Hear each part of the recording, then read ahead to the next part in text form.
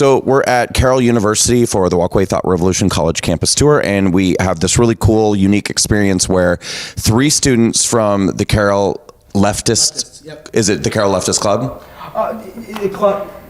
Whatever. Let's not split hairs. We respond to anything. Got it. Okay, cool. But you very graciously agreed to come up on stage and have a conversation with us. It's sort of a fascinating and unique opportunity because here we have people formerly on the left speaking with people currently on the left, and I think it's a great opportunity to have some interesting conversation with one another. So what inspired you guys to start a club, a leftist club here at your university? The club existed long before us, but I guess to say why I joined, first of all, political activism and political vocality is very important to me, right? Being able to really talk and have these difficult conversations, regardless of who it's with, super important. And then the other thing is I used to be much more conservative, especially in middle school and high school. And as I started getting really into history, sociology, I hope to be a teacher, I started maybe changing my beliefs when it comes to politics, yeah. Almost a reverse walk away. Yeah. We're going to get into that. Yeah. We're going to get into that. And Erin. Yeah, so I think my story is relatively similar. I grew up very religious, very conservative as well. And I'm a political science major here. But I feel like I like to examine all beliefs, everything on the spectrum. I think it's incredibly fascinating to talk to people not just like me, because obviously that creates an echo chamber and that's not productive for anybody. And so we were formerly the Carroll Democrats until a couple years ago, before any of us were here, and then we changed to the Carroll Leftists. I think mostly because we just felt that the Democratic Party platform didn't represent everything that we stood for. So that's why that's been what it is. And we're in a year of transition right now. This is our first year as exec board because our entire board graduated. So this is all uncharted waters for us, but it's been super cool to be able to talk to local people who are running for Congress, school board, stuff like that. Starting on the small level has been super cool, and getting to talk with people from all walks of life has been super awesome. Awesome. I already have questions for both of you, but let's get to know Kate a little bit.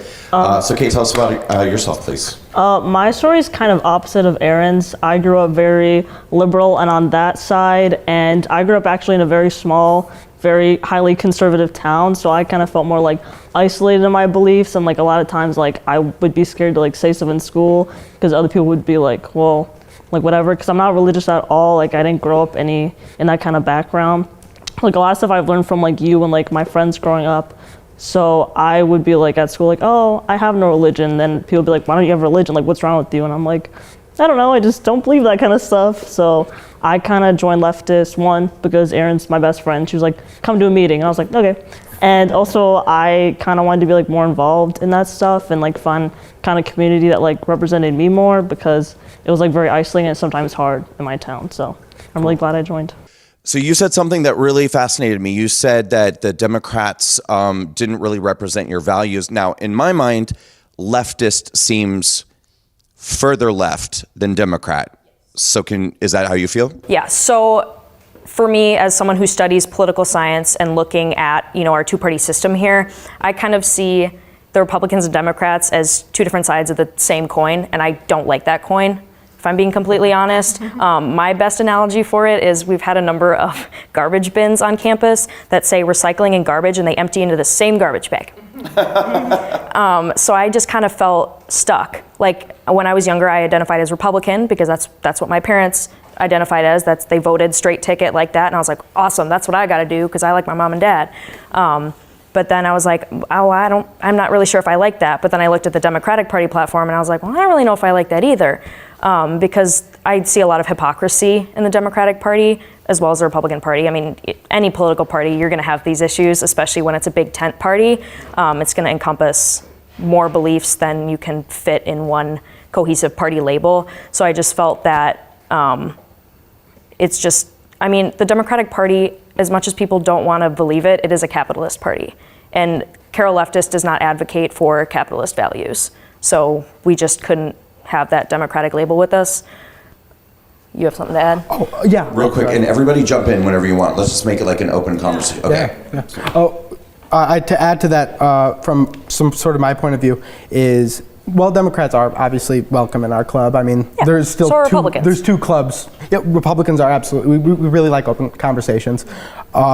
Something that was, I think, very important starting off for me was that within Democrat policies, you have liberalism, right? And I don't believe in liberalism. I think it is a really unfortunate issue. I'm more of a values person as opposed to a policies person, right? I have my beliefs about how I want the world to be represented, and that's what I go off of, not the political party or politician who represents me, right? So within this leftist banner, I appreciate, A, that it's more open, it's not a institution, but then that it also is open to other voices, right? So maybe it is more unabashedly progressive and leftist, but that comes with the freedom and knowledge that you're not getting something that's trying to be what it isn't. Let's dive into values, though. Like, can you be specific? What values are you pushing for? Well, under the idea of socialism, I really believe that the government, as it exists, should be providing for its people. Obviously, there's issues with that sometimes. Within certain welfare systems, you can get manipulation. However, I choose to sort of be altruistic and optimistic in the way I see that, and I go, well, let's try for something better, try for something that is continuing to support more people, and then make sure that we sort of dismantle any systems that are, oppressive or have existed within oppression and try to make something better, right? What do you say to the common argument that I hear from people when they criticize socialism, and then socialists will say, that wasn't real socialism, we haven't tried it? I think there's some examples where that's true. For instance, I think the one that I hear a lot recently is Venezuela. I'm anti-dictatorship, I'm anti that sort of stuff, so I think there's a lot of concerns there. Or then another historical example in Russia with what happened with Ukraine. They wanted to sort of socialize the agricultural products there, which basically left most of Ukraine to starve. I'm not supportive of socialism in the sense that let's completely uproot everything within a 5 to 10 year period of time and leave everyone there to starve. I believe that we can progressively enact these systems in a way that's much more pragmatic and realistic, right? So on one hand, well, I'd say those people do believe themselves to be socialists, whether that was the people in Venezuela or Russia or whatever. I also think that America had some hand in the Venezuela situation, and I think there's a lot of historical context that people can ignore sometimes. What do you think of Trump? I do not like him. I think he's a populist, and in that way, I can respect what happened with the political shift. You had an unrepresented labor class, a large growing fear of just fear in general, right? I think America before Trump came into office was a perpetually scared place, even in the wake of 9/11, which was by then 14 years. Still, there was that growing fear, and so I think Trump in his approach was about riling that community up, and he gathered something. He found a group of people who felt unrepresented, and he harnessed that. And so that's enough for me for the moment, because okay, gotcha. No, just because that kind of prepares the next part of my question. How do you justify, because I've heard this before too, I mean, for me, the same people who spent the 4 years under Trump saying we're literally living under Hitler, we're literally living through World War II again, but want to give the government more power. Right. So you want the government to have more power, you want the government to be more in control of your lives, while also acknowledging that the government can fall prey to evil, awful dictators. I was actually thinking about this the other day. I think a government that's main goal is caring for people is the government that I want, with that power to actually be able to give people and provide those things for the country.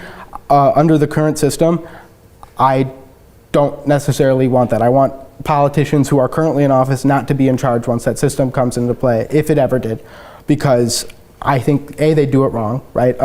Think of how many different welfare systems, because of tons of stunting from what happens in the Senate and what happens in Congress, and I wouldn't want that. But I do want socialism if we have a government that is caring, that has checks, that has the people to some degree in control, right? I think what you're saying is, like, it's not that we want Joe Biden to have more power. Yeah. I hate Joe Biden just as much as the next Ditto, person. I ditto. think he's an idiot. There's not much I could say for legal reasons, but he's not my favorite. So it's not that we want him to have more power or the people like him. We want to create a system that's able to foster like the ability for the government to be able to provide for its citizens in a way that's not oppressive. Because the government's job is to provide public goods. That is one of the basic functions of a government. The government's job is to provide public goods? Yes. According to? Multiple political life, liberty, science and the studies. pursuit of happiness, right? I think the government's unobstruction of those three principles and continued assistance in helping people reach that should be the number one priority. Yeah. Right, otherwise it's just a military alliance. I do have a question, mostly for like anyone who can answer this. Doesn't the Constitution, like government, already have certain things to like prevent dictatorship stuff from happening, like checks and balances and stuff like that? Do you guys think there's still some that's like missing that could be implemented? That was going to be my question. But what does the Constitution say? Constitution is against giving the government more power because the people that founded this country understand that humans are inherently bad, and when you put humans over other humans, evil is inevitable. So the reason why you don't have successful socialist or communist countries is because you put people at the top, and the government is supposed to be as small as possible because you don't put people over people. You give people the freedom to do with their own lives, but when you put the government, which is ultimately full of people, over the people, you have, slavery, basically. Which is what the people who wrote the Constitution were doing. What, slavery? Yes. Thomas Jefferson, for instance, he protected that with things like the 2/3. 3/5. 3/5. Wrong fraction. My bad. Yeah, stuff like that. Yeah. I was more asking like the sense of like the president is not above the law, but that is a good topic to bring up too. Oh, okay. Yeah, I think there's obviously instances where that's can be a problem, right? We see politicians all the time change the rules once they don't work for them. Even as far back as, I can't go so far back, but I can think of a Democrat example with the way FDR did court packing, and I can think of some of the stuff with the January 6th incident with Donald Trump, right? Where you're having people who are trying to change the rules or outcomes to benefit them, right? And so with what we're talking about with socialism, we're not talking about some huge government takeover where it's you listen to the people. It's we want people to be able to help other people, right? How do you feel like you brought up January 6th, how do you feel like the system was being changed to, can you expand on that a little bit? I think within the January 6th incident, you had a attempted government, I don't know if they were really, it was a attempted takeover or a coup, right? You had multiple senators who were in support of voting against what the electoral party decided. I think, what was it, 5 in total, 4 or 5? I don't do numbers. 4 or 5 senators ended up voting no to the election results, saying, well, there was fraud, there was this and that. And well, I understand if some people maybe had voter concerns, right, with the way the election was run. What I don't think should have happened is a entire upheaval and, nothing really happened, but like an attempt at upheaval, right? But so how, I'm confused. So if I was at January 6th, I don't think that the way to upheave or dismantle the government is to destroy the buildings and the stuff. It seems like the government is the people, so it doesn't really seem like a plausible thing to do is to say to go to the Capitol and destroy the government when the government is not, it's not the White House, it's the people. They weren't only trying to do that. I believe that there was some stuff about trying to hang Nancy Pelosi and Mike Pence, and they are people in office, so there was some part in that. I think just right? the big thing is stopping a democratic proceeding. I mean, we even had a number of Republicans talking about that that's not acceptable because a big, pillar of, a stable democracy is having a peaceful transfer of power. And I think that's the part that gets me. I'm all for, if you want to protest, do it. If that's something that you believe in, and that's something, if you believe that the election wasn't a fair election, you're allowed to think that, and if you can bring forth evidence and you can, go through, the processes that we have set up for this stuff, I'm all for it. But, breaking through windows and flying a Confederate flag for the first time in our history in the Capitol building is where I draw the line. Well, speaking of breaking windows, when Donald Trump won in 2016, it was the amount of violence that was perpetrated during his inauguration, his election. I mean, far outshadowed what happened on January 6th. Left-wing protesters completely destroyed neighborhoods throughout Washington, D.C. They had to board up windows. And this went on for a long time, and it actually caused a lot more property damage. There were a lot more windows broken, a lot more people hurt. And I would also say that in the transfer of Donald Trump from Obama to Trump in 2017, a number of Democrat elected officials stood up and refused to certify the vote. So literally the exact same thing happened. They didn't vote against the certification, if I remember correctly. As for the breaking windows thing, I can't necessarily speak to that. I don't remember that being something that happened. I'm not saying you're like making something up, but just I couldn't speak to that. However, but don't you think it's interesting that you don't know that? We're still talking about January 6th, 3.5 years later, but you don't even know that the violence took place when there was a transfer of power to Donald Trump from Obama. Well, I mean, that's interesting because, I mean, within sort of the protest media, I think is what we're focusing on right now, is that idea that the media portrays protests. Right.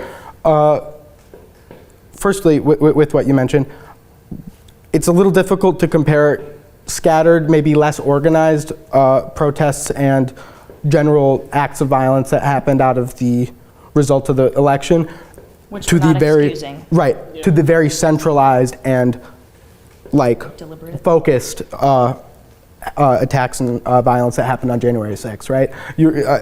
That's one thing that's sort of different. And then the other thing is, I wouldn't exactly say the media is biased one way or the other, because the media is biased. I'm not lying about that, but like with the BLM protests, there was a lot of focus on very violent protests when I believe the actual statistic that ended up coming out was about 99% of BLM protests were totally peaceful, and they focused on the ones that were violent. For instance, the one in Kenosha, which nearby was tragic, and a lot of terrible things happened there. So you feel like the media scrutinized BLM during those riots? I don't necessarily mean that they're criticizing them. However, regardless of what their actual beliefs about the protests were, I think all of them are opportunist, and they're still businesses. They want money, so they focused on the ones that were violent. Even if they could say, "Oh, this is terrible, but we agree with them," or "Oh, this is terrible. They're terrible people." And either way, you end up creating the story, and at the end of the day, someone's making money off of it. So it's pretty easy to sort of throw your beliefs aside when that. I mean, the media was overwhelmingly trying to cover for Black Lives Matter. I mean, it's all you had to do is go on Twitter every day and literally see hundreds, if not thousands, of videos of cities from coast to coast that were burning and large groups of people who were looting, and it resulted in the most costly riots in American history. Over $2 billion in property damage done, and dozens of people were killed, thousands of people were injured, and we don't talk much about that. Isn't that interesting? I'm going to disagree with that, because I come from a very Republican family, as I said before, and I can't get through a single family gathering without anyone bringing up any sort of BLM protest, anything that happens, anything related to a cop in the news. They're always going to bring up that, BLM riders are like looters. And I think also like the label of Black Lives Matter, because that is an organization that is run by someone, that is an organization that makes money. Follow the money. This is what me and Mason, I'm sure Kate, have a problem with, is I'm not going, to directly support an organization that is just looking for money. I'm here to make sure that the citizens of this country are protected, no matter what color their skin is. I'm not directly supporting people who run BLM. I'm here to support Black Americans, white Americans, anything in between. That's what I stand for. So I'm not going out, bashing people over the head with a skateboard. I protest peacefully because I wouldn't do well in prison.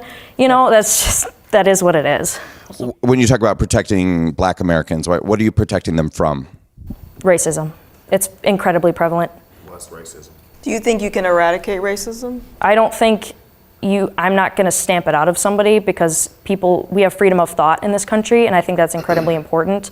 But I think allowing people to understand that we are different, and that's cool. Like we come from all different walks of life, and that's okay. You know, we don't have to be, like I find problem with like the melting pot thing, because we don't all have to be the same soup. We're like different, you know, ingredients, and we can have these differences. We can have, you know, these cultural parts of us that make us unique. Like I go to Irish Fest, I go to German Fest every year, you know, I eat my spätzle, I eat my schnitzel, and you know, I can come together with people who are like me, but I can also realize that there are people who celebrate completely different things in this country, and that's awesome. I don't have to believe in that, but they're allowed to. And I think the problem is people not allowing other people to be who they are. And I can't sit here and tell somebody not to believe that. I'm not gonna make a law being like, it's illegal to be racist. What's that doing? I don't even know how that law would look. So how are you protecting blacks from racism? Or how would you do that? Holding people accountable. And can I ask for like a specific example of what we're talking about when we say racism? Like what would you be protesting against, like exactly? I mean, I think a lot of like the protests that people honed in on was like the police violence, which I've had black friends who have experienced directly. So that's something that I cared very deeply about. And I'm not gonna sit here and be like, every cop, you know, goes out on their beat every day and they're like, you know what, I'm gonna arrest a black person and kill him today. That's not what I'm saying. That's not, you know, these like overt racist acts, like they can be like rare, but I just wanna prevent anything like that from happening. And even microaggressions, that's what we see a lot, you know, today, especially even with like hair. Like we had the Crown Act, I believe is what it was called, where like even in like swim sports, where they were, you know, discriminating against people for having, you know, their natural like 4C hair, stuff like that. Are you aware of any cases of hair discrimination before the Crown Act? I do understand. I'm sure there were plenty that went unreported because they were too afraid to talk about it. With specific instances, I do know that a lot of rules, right? And this is, I think, something that we need to understand is that there's very active, overt acts of racism, right? Calling someone a slur, saying things that are negative, or not hiring someone, right? These are very direct acts of racism, and those have culprits, right? But the thing is, within an institution, there often are systems put in place by people who were racist that have racist implications, right? For instance, like I mentioned, I'm really, education's very important to me, right? So two things come up. One is professionalism, and the other is the prison to pipeline, school to prison pipeline, right? Within professionalism, dress codes and different instances of hiring practices were anti-black, right? Whether that was hair or that was names. What is anti-black? Against black people. So how do you enforce anti-black policies?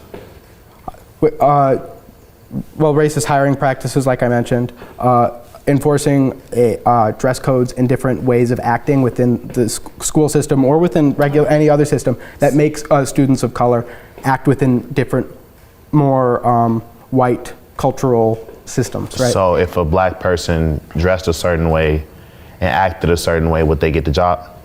That's the problem, is that historically that happens, that doesn't always happen, right? Like where you end up having someone who, great for the job, because they have those cultural components, they don't get hired. And I think the problem here is that we cannot speak in absolutes. That's absolutely, I think, one of the biggest right. issues in politics is that, you know, we speak in absolutes constantly. Did a white person get a job over a black person every time? No. But especially, like, you want to talk about the Jim Crow era, overwhelmingly so. And you know, we still see echoes of that today. Like I took a trip to South Carolina a number of years ago, and I had never experienced the South before. Great food, great food.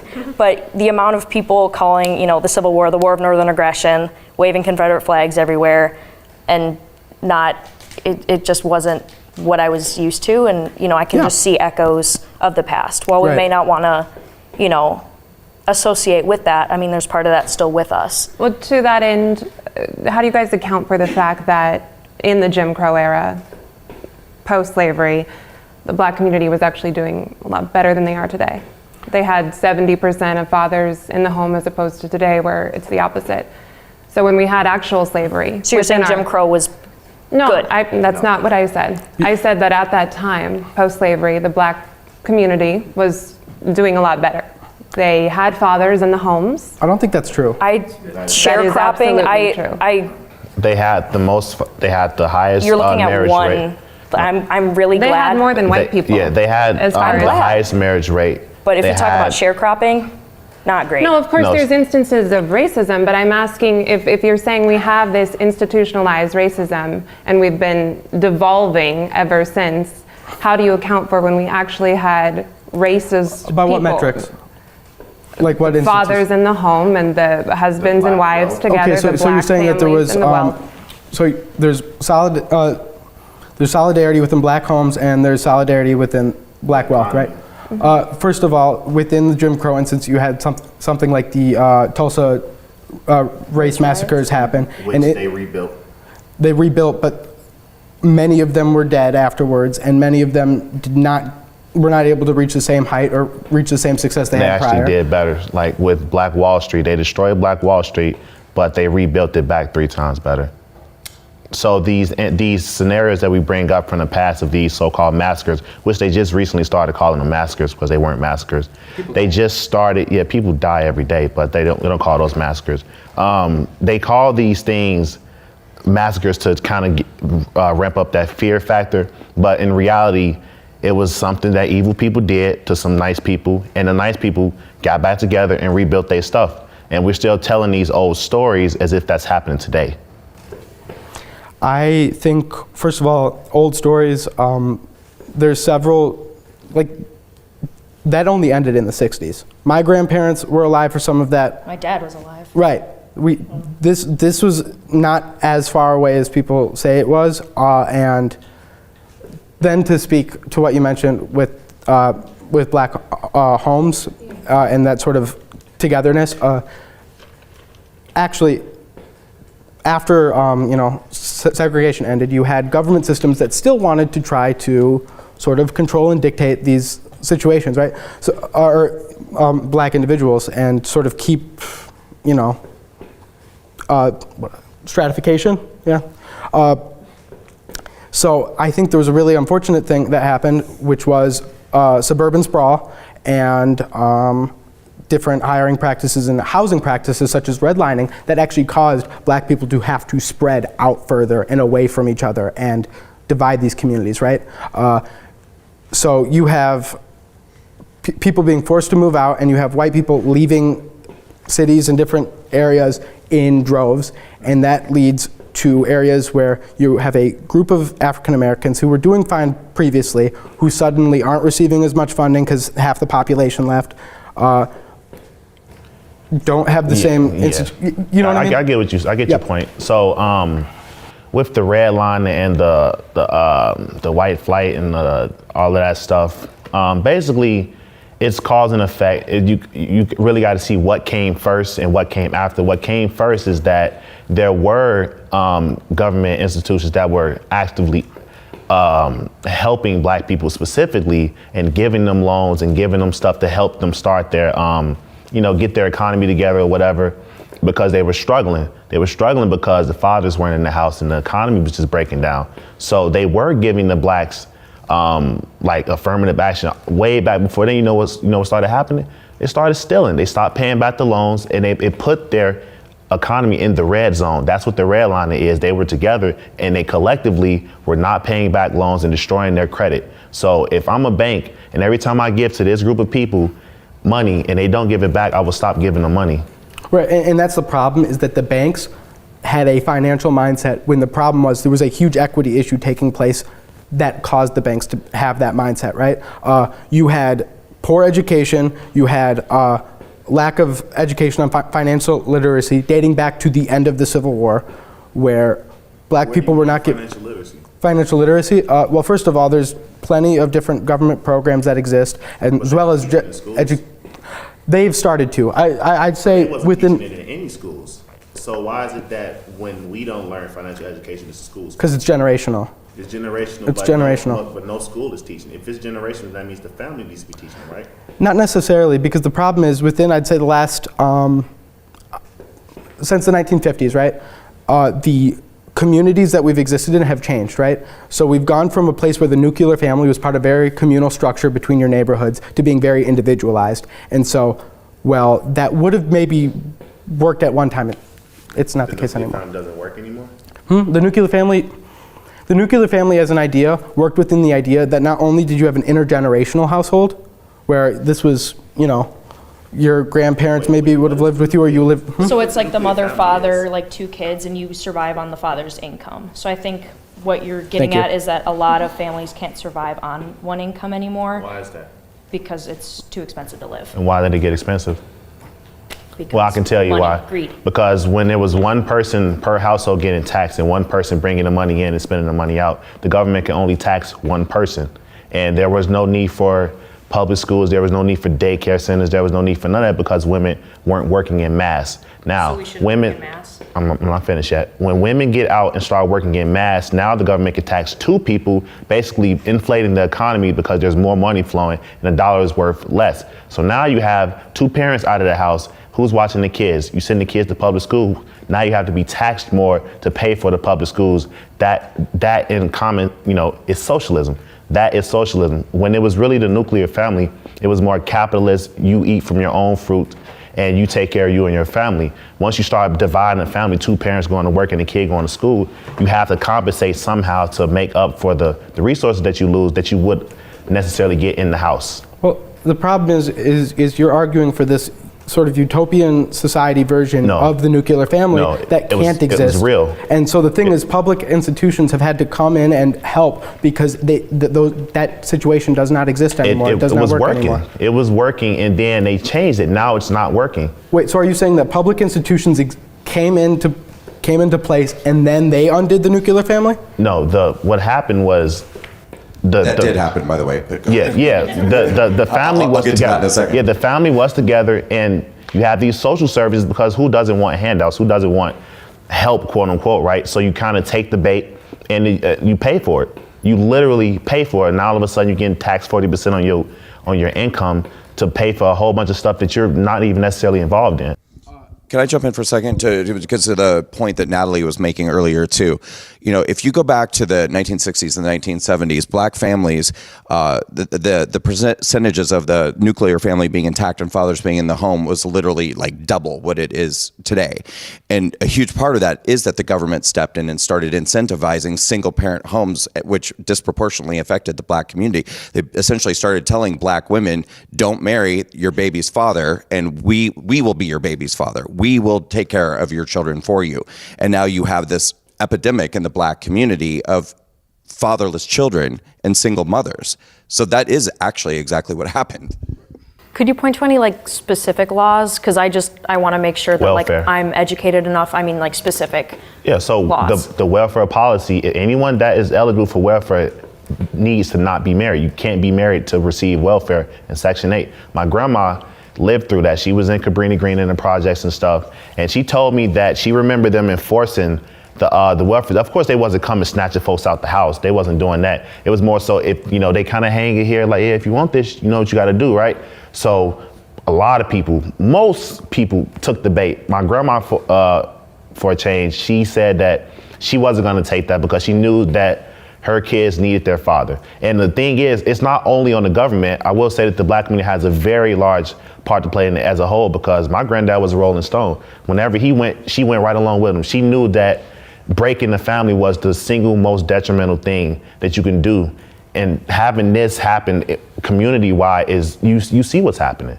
These so-called peaceful protests, yeah, there's peaceful protests, but what about the riots? I don't mean to make it about, the race thing, but I live around black people. I live in the Redline community. I see the type of people that live there, and it's nothing to do with the government. It's all individual. So these government programs to try to help people is not helping them. What do you say to the fact that in a lot of these redline communities, the government made sure that they were over-policed even before instances of crime became rampant, right? That there was directives. Well, what proof is there that it was over-policed before crime? I didn't say before crime, I said before, so you had this redline community, right? Mm-hmm. The police came in under directives, whether that was what did Ronald Reagan do? War on drugs, right? The war on drugs. Or this, that, and the other, right? And so the issue is that those directives were more so based off of policing these areas because of different Because they had drugs in there. They had drugs and they were doing the drugs. Ronald Reagan absolutely brought drugs into black communities. But he didn't make them smoke it. Didn't make them smoke it. Well, we do have 6% of the population committing over 50% of the violent crimes. So I think we have a fundamental misunderstanding of what government is. We have a different point of view than you guys do. We would not say it's here to provide resources. I think we also have a different understanding of whether the policing came first or the black men account for the vast majority of violent crime. Right. So did the police come first or did the black men need the police to be police? Didn't police start because they were trying to round up people, slaves who were leaving? So police literally started as an organization that was. So was there not crime before slavery? I'm not sure what year. I mean, are you talking about the 1800s? I'm talking about police started, slave right? catchers. Yeah, they were they kind of started as an organization to if your slave ran away, they're all right, we'll go get him. So there was no police before slavery? I'm not sure, I wasn't there. There was police before slavery. You asked a question. But it's a different, that changes the organization. Sorry. Yeah, I Aaron. think my question was, I just want to know, what is your definition of government and what is it supposed to provide? Just so we have, an operational definition so we can work off of a common. I never jumped in. Yeah. Well, I would say that the government is here to represent the people and protect our rights. Right. It doesn't give us our rights, but it's here to protect our rights. It's not here to give us goods or services. And I think this is an interesting conversation about racism, and I don't necessarily want to deviate it from it, but I think it's interesting, and maybe we can get back to this. So do you guys think that we have a right to someone else's labor then? If we have the right to these things that the government's going to provide, do we have a right to someone else's labor? are you talking about the idea that there's people who just won't work under welfare?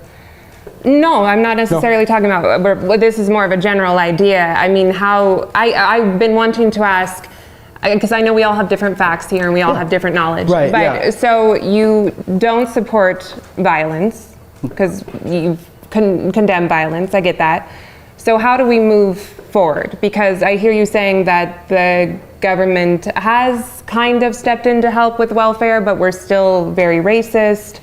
So what do you guys, but you seem to have an idea of a utopia as well. So how do we get there without violence? I would like to know, because I know what my solution is, and I think a lot of these people on this side of the stage would agree, and it's never an easy solution, but how do we get from here to where you guys would like to be?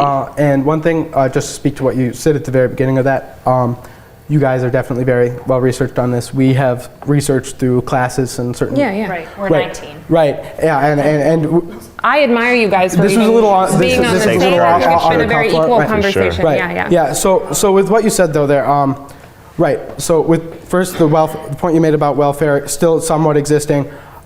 I don't like current welfare systems. For instance, I think food stamps is a system that has issues. I'm not saying that the sentiment of making sure poor families are able to eat isn't a good one. I think there are issues with the current system. Certain socialized medication systems that exist in America, like Obamacare, I think have issues, right? So I'm never going to be someone who unabashedly supports every welfare program, because the thing is, just as many people who do care about helping people write those, there's a bunch of people with bad intentions writing those, right?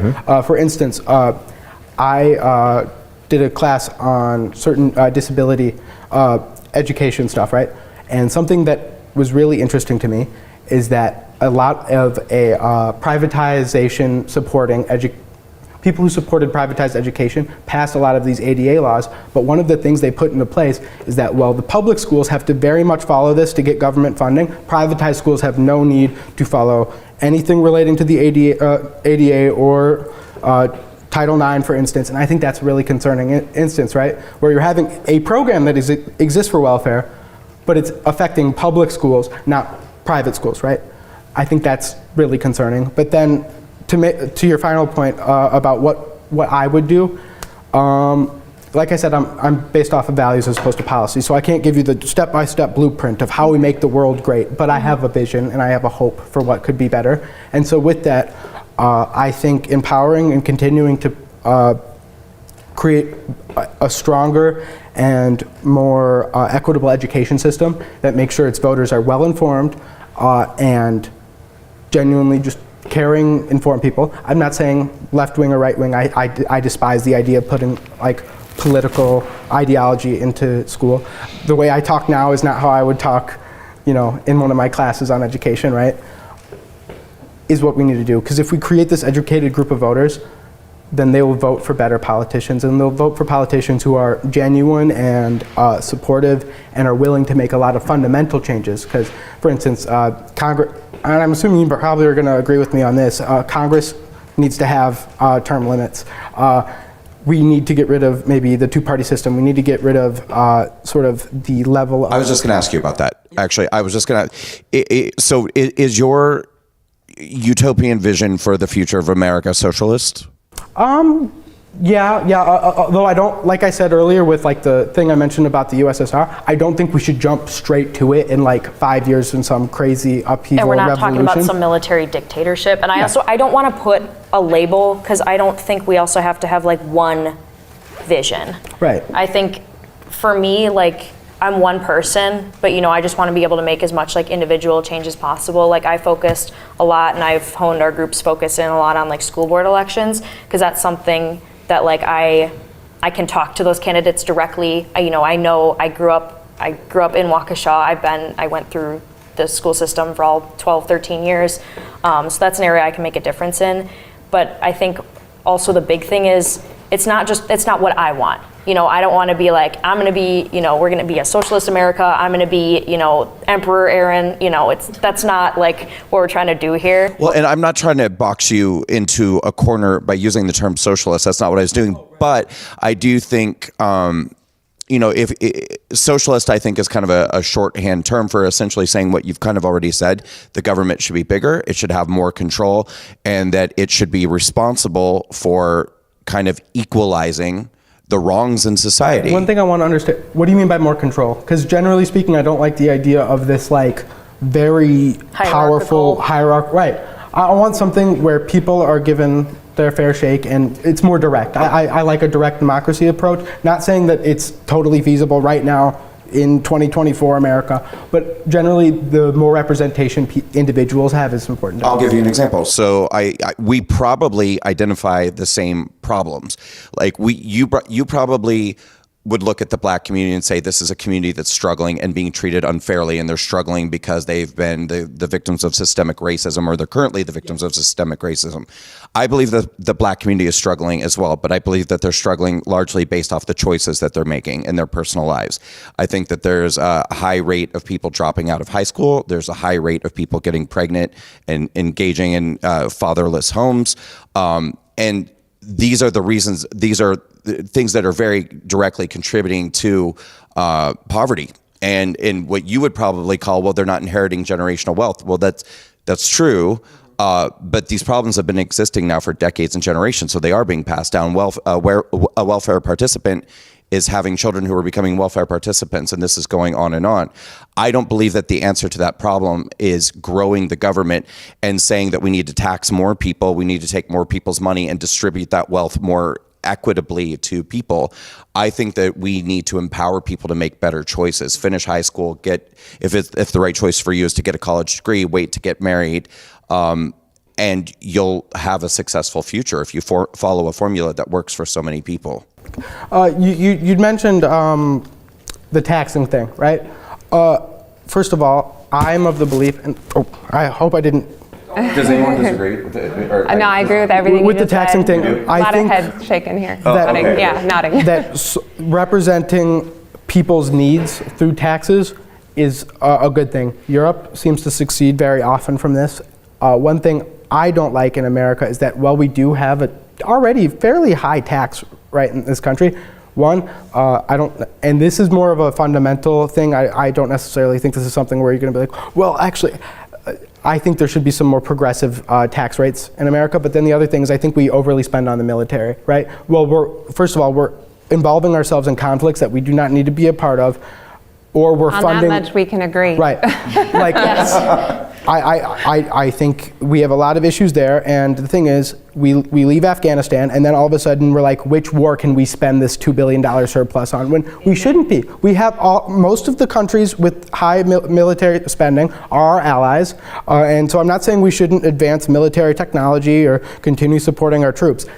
First of all, I think, unfortunately, historically, veterans in this country have been completely unrepresented. Yeah, sure. But what I'm saying is that we need to sort of look at what we're spending our tax dollars on, and I certainly think we wouldn't really have to raise the tax rate much if we just better allocated those resources to both smart and effective welfare programs, right? Like I mentioned earlier, that I think there's some issues with the legislation and the way they're written, and then also make sure we're not spending money on things that are money holes, right? Like money pits. I think that's an issue. Right. Like there's only so many fighter jets and fun plane. I think I don't remember the exact amount, but I think our military budget was like something along the lines of like $722 billion. Right. I can't even fathom that amount of money.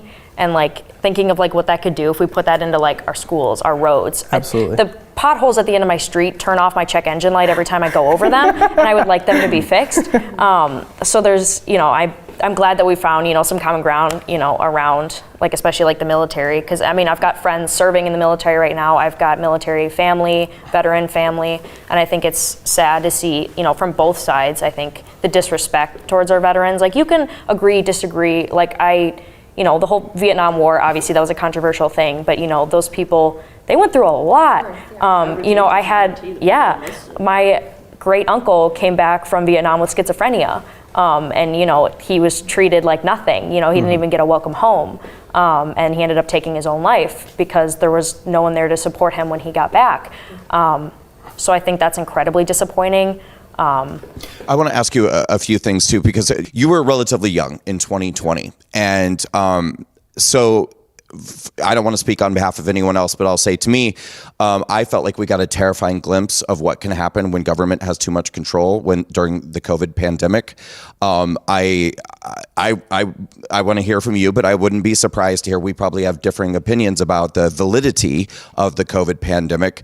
I'll tell you, I think the entire thing was a sham. I think it was Do you think the disease was a sham? I think that it was a virus that was barely more potent than the average cold, and certainly I think there are measures that we could have taken to protect certain sects of our society.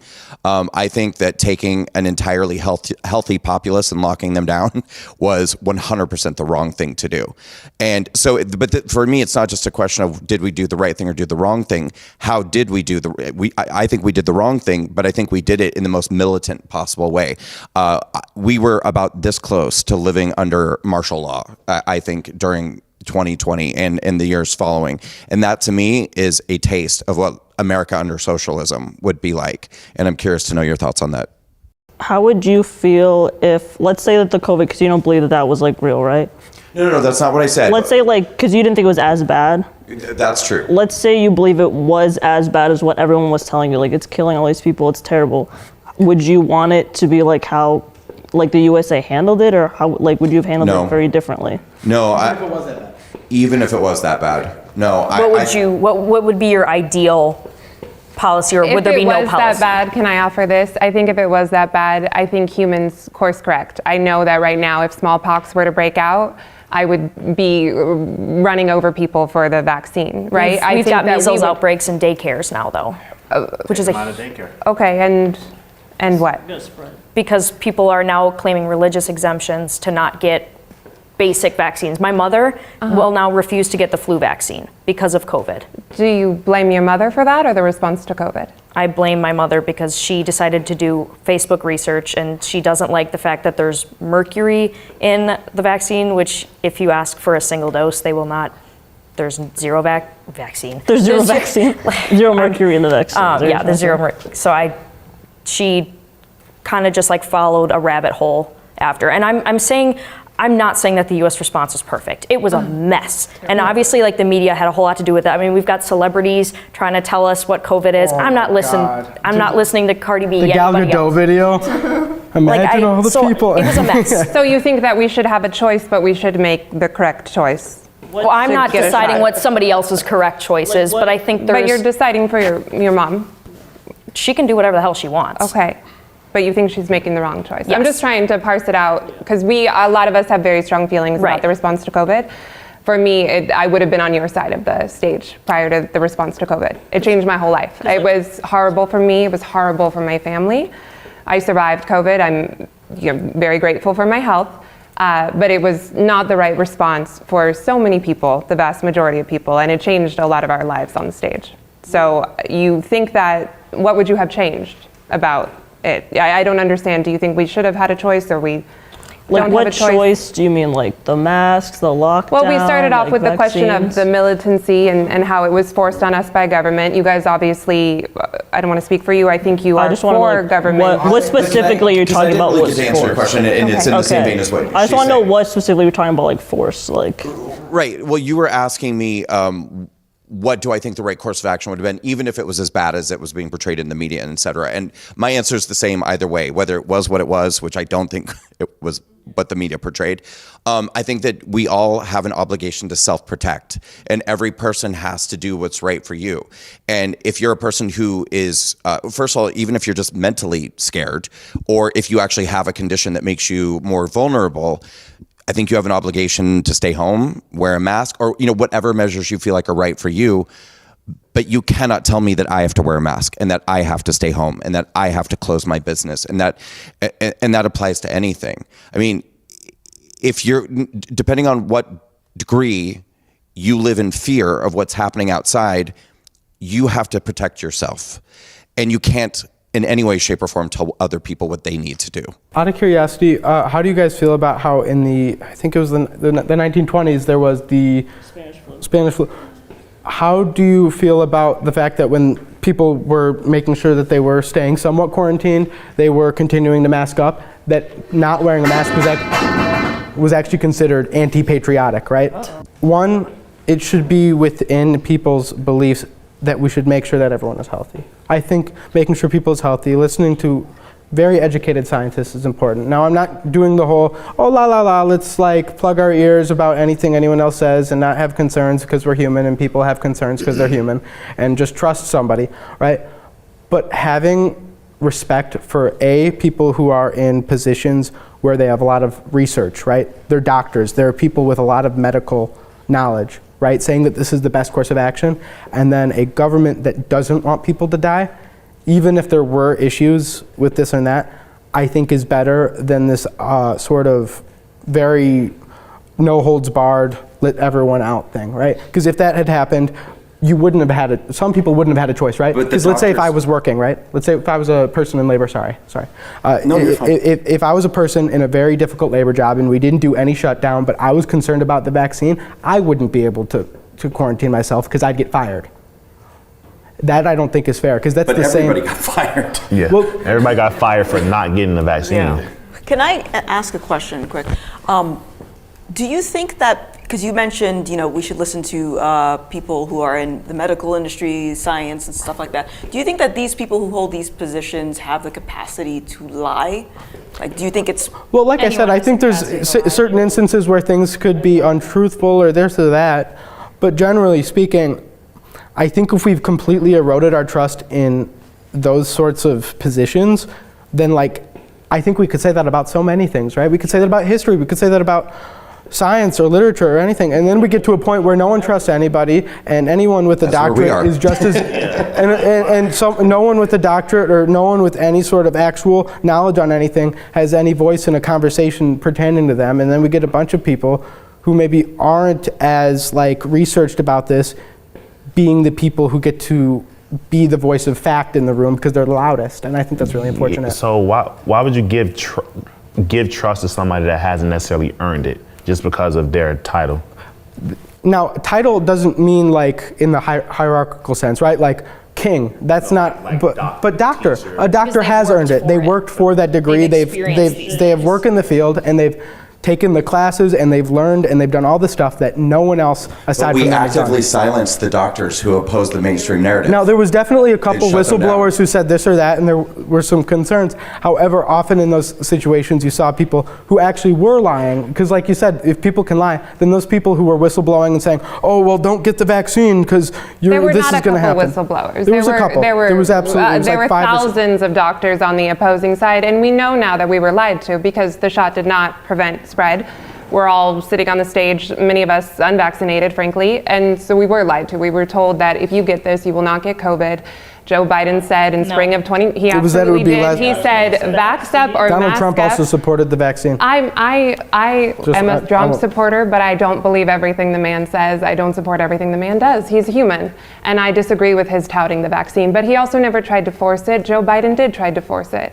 He tried to force it in fall of 2021. He said our patience is wearing thin, and if you work at a company with 100 or more employees, you will have to get the vaccine. And I got fired because of that. Eventually, SCOTUS, shut it down because it is unconstitutional, and we do actually have the checks and balances that you guys would question whether we have.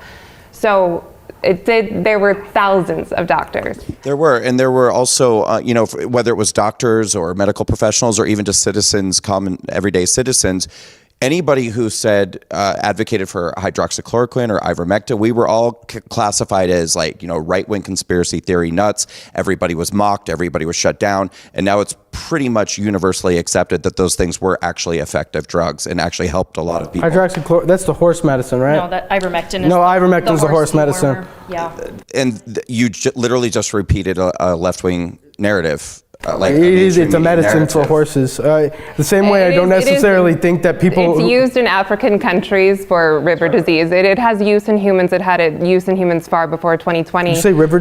What was the disease? It's a disease in Africa. You can have your gotcha, that's okay. But it has a use. It has a use in humans. It had a use in humans prior to 2020. Can I interject though? You said that the vaccines are made to so you do not get the disease. Vaccines are not 100%. You're not, if you get a... We're talking about the COVID shot as opposed to... Yeah, I'm talking about all vaccines. Well, all that's vaccines. a separate conversation, in my opinion. Okay, but I do want to say that I took a microbiology class. My mother was a phlebotomist. I know plenty of people who work in the health industry, and I've taken my classes. And vaccines as a whole, including the COVID one, are made to not 100% prevent you from getting COVID or prevent you from getting the flu or whatever disease. It's so that it gives your body the tools to fight it better. It helps your immune system. It basically gives you a little... We were told that it would stop the spread of COVID, that you would not get COVID. I don't really know who said stop. We were told that by They were the head of the lying then if they said CDC, stop. by Fauci, by Joe Biden. We were told it by medical professionals as well, though. Forget Joe Biden. I don't know if Fauci ever said... Fauci absolutely. I don't like her either. I mean, we don't have the internet here, I think but the Fauci problem said was it. also just misinformation, because obviously we were trying to, we got to come up with a response so quick. So obviously there's going to be wrong decisions that were made, but I don't think every decision was made, with malice. Did we ever course correct though? I get March 2020. I don't know where we come back from that though. Well, I come from a place where for 2 years we did the same thing. So there were parts of the country where it doesn't seem like we course corrected. I can give a ton of grace for the first 2 weeks, even really the first 2 months, et cetera, but we went on for years in some places. And I disagree with that, and that was the government. Wait, so are you not saying the that there's federal still people who government, currently have quarantine practices right now? Not now, No? but for 2 years, up until 2020, where I come from. Well, it's because it took over a year for the vaccine to get it took over a year for the vaccine to get distributed, and it was first distributed to what? Elderly people, people with disabilities. I was eligible first. Right, it was but we clear about never who needs course it corrected first. once we realized who's really at risk. Do the masks help? What kind of masks actually help? We never made any different kind of choices. I'm confused. I'm confused. You mean by course corrected? I'm just We confused. did the same thing. So understanding that the media can lie, the government can lie, and the people that we trust can lie. The course correction is doing your own research and not letting someone tell you what to think. I would say what Brandon said about protecting vulnerable communities, I have no problem with that, with helping elderly people to protect themselves, that type of thing, allowing for them to stay home, but not having a mass response. Right. And I think that this can go to COVID, as Brandon said, but it really goes to everything, is that a lot of us would think that the response should be more local. I think a lot of us would advocate for the renewal of the nuclear family, the renewal of churches, the renewal of communities, because even as you said, Aaron, you are more involved in your school board, and that's a more local thing than the federal government. I think that when the federal government gets involved, when it gets bigger, when there is a one-size-fits-all approach from the top down, a lot of people get left behind. And we've spoken about protecting everyone's health. I think health looks different for different people. Someone who maybe did not have a vulnerability to COVID but was mentally unstable in March of 2020, or even just mentally kind of okay but lived in an abusive situation or something like that. So many people were overlooked, and health looks different for different people. It's not just the person who may die from complications resulting from COVID.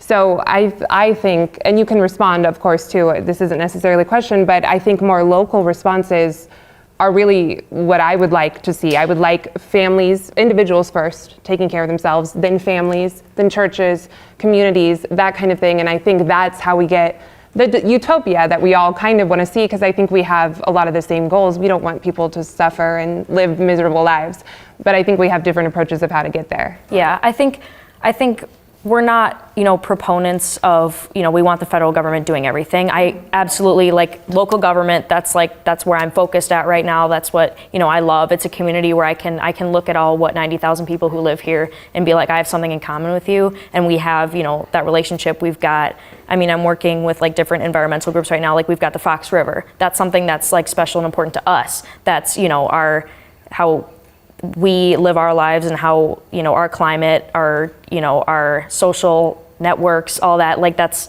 special to us. So I think we do need responses that aren't just one size fits all, like you say. I just, how would you go about changing stuff like that? So it's less concentrated at just the federal level, because we have a federalist system here. We've got a federal government, a state government, and local. I can't answer for anyone else, but I would say the government needs less responsibility, because you can put the power back into the people by, for one, not paying high taxes for stuff that doesn't necessarily affect everybody else. If I'm not homeless, and not to say I don't want to help the homeless, but why should I have to pay for someone if I don't want to pay for it? You're taking away my freedom to choose by taxing me and giving it to somebody else. So I think downsizing the government and focusing more, yes, on your local government, like the city and the maybe even the state, is the way to do it. But I think when you advocate for socialism, socialism is consequently the federal government controlling everything. And it's gonna be the federal government controlling the state government, which controls you. So I don't think we should be changing anything. I agree. I agree with what he's saying. And I would say that I think one of the fundamental issues a lot of us have is it's typically the left that wants a larger government. It's typically, would you agree with that the right typically wants smaller government, the left too? I think the typical Democratic Party platform, that the mid-left, they want big government, they want to, yes. Okay, but you would agree that the right is typically calling for less government, right? That's kind of a rallying cry of the right. Smaller government. What I would also say, in accordance with that, unless is that it's the military. With a lot of conservatism, while they maybe are arguing for a smaller federal government, they're also, I think, far more okay in large corporations having a lot more power. And obviously, if it's like Amazon or something, people aren't going to be cool with that. But let's say businesses have the right to do this, that, and the other. Eventually that expands to the point where you have Dole and different fruit companies overthrowing countries in South America, and you have those huge Amazon, corporatism. There's a right. lot. And I think some conservatives are far more comfortable with that than I think they should be, especially with the way they see the government, that they need to apply that also. Well, definitely, I think more conservatives are pro-capitalism, and I think that some of the perhaps there are negative downfalls that come along with capitalism, including corporatism, which is problematic. There's issues there.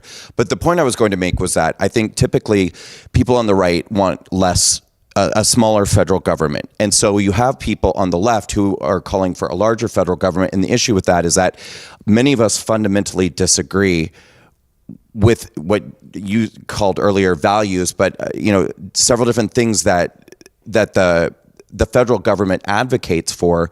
And so what, some people might say, well, we can use these tax dollars and create a better world and create whatever, but better for whom? Because, we don't even necessarily agree on how many genders there are. We don't even agree on whether or not our climate is actively trying to kill us. We don't agree. So when the left wants to grow the federal government, they don't just want to grow the federal government. They also want us to believe in what I think is a religion of the left that's based off of a lot of false narratives and perceptions that just simply are not true. So, you asked the question to him, or perhaps you asked the question, I don't remember, what do we do about this? Studies have shown that conservatives are overwhelmingly more charitable, actually, than Democrats or liberals are. They give to charity more. And I think that if you count on people to use their own good judgment and to say, look, we identified that there's a problem here, people can, I think, self-govern. I think that they can correct problems. They don't need a government entity to step up and tell them what the problem is and what the solution to that problem is. And I think that's a huge problem for people like us because we don't agree on a lot of what a big government is telling us the problems are. Can I also add to that too? Because you mentioned earlier, and I appreciate that you said this, that you want to have your values reflected in the government, So I'm curious, where do you get your values from? What is your standard? Because I think that would answer a lot of the questions in terms of what are our problems? What should we be concerned about? Well, first of all, I'm very big into sort of relativism, right? That what I think is good and what anyone else thinks is good is based on their context, right? The life they've lived. So I understand that there's experiences that have happened in people's life that lead them to believe this, that, and the other. And even for myself, I've gone through things that make me maybe a little superstitious or make me a little this or that, right? But at the end of the day, what I hope to do in my life is put myself aside from every problem that I see myself facing and see which problems should the government feel responsible for and what can I do to make sure everyone is also at the point of privilege, at the point of this, that, and the other that I'm at. I feel I'm a very lucky person. I'm going to a great college. I have great parents. I come from this place. You're an American. I'd say so. Listen. You're the luckiest person in the world. Depends on who you ask. No, I wouldn't exactly consider myself to be the most patriotic person ever, but I do like America. I do like the country I live in, and I just want better for everybody, right? Yeah, I think the whole leftist hate America thing is not. I see things that we can change, but that means I love America. I want it to be better for everybody. I want it to be better for you, everybody in this audience. But if you love it, then why do you want it to change? Well, you mentioned your mom earlier. I'm sure you love your mom. Yeah.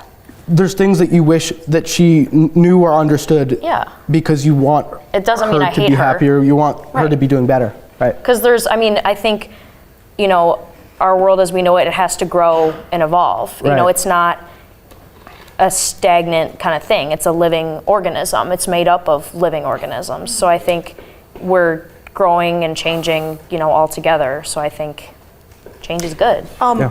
Sorry, I kind of just wanted to go back to, because you mentioned you're big on relativism. Right, yeah. And now are we talking in terms of what is objectively the thing that we should base our worldview and our values on? Because I don't necessarily think there's objectivity in the world, and I understand that. So what I have to do is try my best to do what I think affects the least amount of people negatively, right? But how would that translate in the same universe of wanting, socialism without opening the door for tyrants and dictators? If we can all just say, these are the values that I think would be beneficial for humanity as a whole, and that might differ from you. So if it really comes back to relativism, then why are you more correct with your position as opposed to a dictator who thinks that he knows what's best for humanity? Great question. Well, first of all, I think with a lot of dictators, they're far more egotistical and centered on this sort of personal belief, right? And the thing is, with relativism, at the end of the day, we have to function on some understanding of, well, we kind of have this image. Maybe it doesn't have edges, but we have a picture of what is generally considered by everybody to be right. So is that the right, is that based on the amount of people who agree that this particular thing, that these values are good, or? Oh, well, I think often populism can be dangerous, right? Like, I always think it's a real cliche in debates to be like Nazi Germany, but right, in Nazi Germany there's a very large group of Germans who thought that, anti-Semitism and this, that, and the other, and conquering Europe and all these things were good ideas. I think in that situation you had manipulation, you had this, that, and like it's a multifaceted group of things that caused a group of people in a population to unfortunately do something terrible, right? And so I think the point of what I was trying to make that was more important is the idea that I just want to make sure that whatever I do, regardless of whether it helps me or not, is not negatively affecting other people, right? So But even that's a matter. That is a matter of perception, and that's the I mean, problem. And it's solely- the same thing you said with the stuff with doctors, and it's the same thing with everything. Is at the end of the day, if nothing matters, then we have to at least pretend that something does. Otherwise, we shouldn't. No one should be doing anything. I mean, what if the majority of people voted for a federal ban on abortion? Didn't you say direct democracy, or was that Aaron or I someone said direct democracy, right? Do you like that idea or no? I like the concept of people being represented more and more, as maximizing the amount of representation, right? Again, it's a way where we don't have, tyranny of the majority is obviously, like I said, important.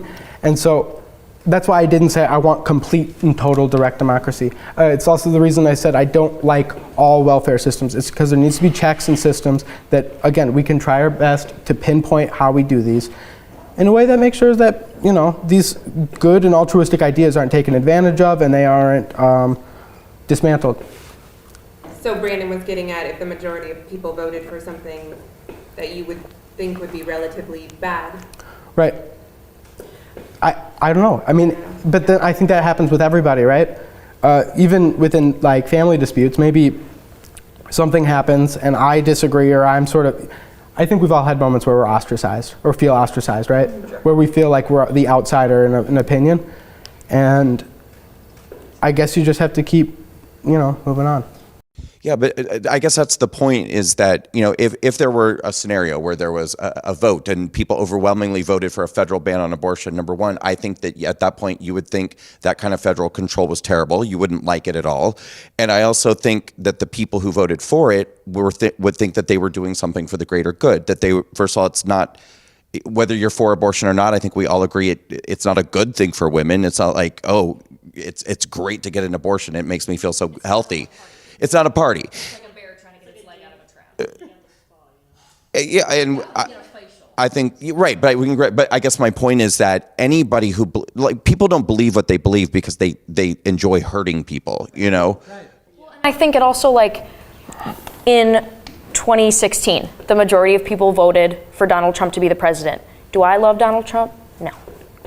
Would I enjoy having a party with him? Probably not. But that's what, the people decided, and I went through with it. These parties are great, by the way.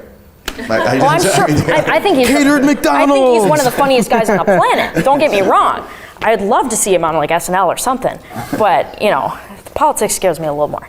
But I think if that's what people decide, but I don't think the majority of the population right now has it's that. A very all I believe it said abortions 80% of the population was opposed to. I don't know if it was that high, but it was a pretty large group of people really were against total abortion bans. Even many conservatives at least think that some degree of ban shouldn't exist, right? And I agree with that. I was making a hypothetical that sure. that illustrated something that I thought you would not like to see happen. Okay, then let's function on the hypothetical. Is that as much as we can continue to make curbs for better education and this, that, and the other, at the end of the day, people, how many ever years ago, thought they were the center of the universe, and then we realized the sun existed.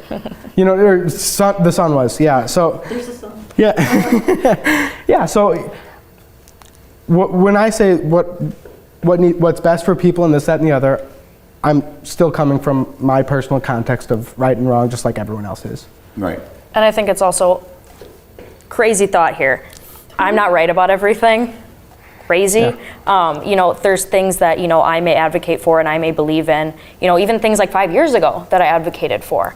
I back in middle school, I thought gay people shouldn't do anything publicly. I was, and then I realized I was bisexual, and then I was like, well, that's not going to compute very well in my brain. So, I adapted over time. So I think, there's issues that, we're constantly reconsidering, and I mean, we're constantly learning new information.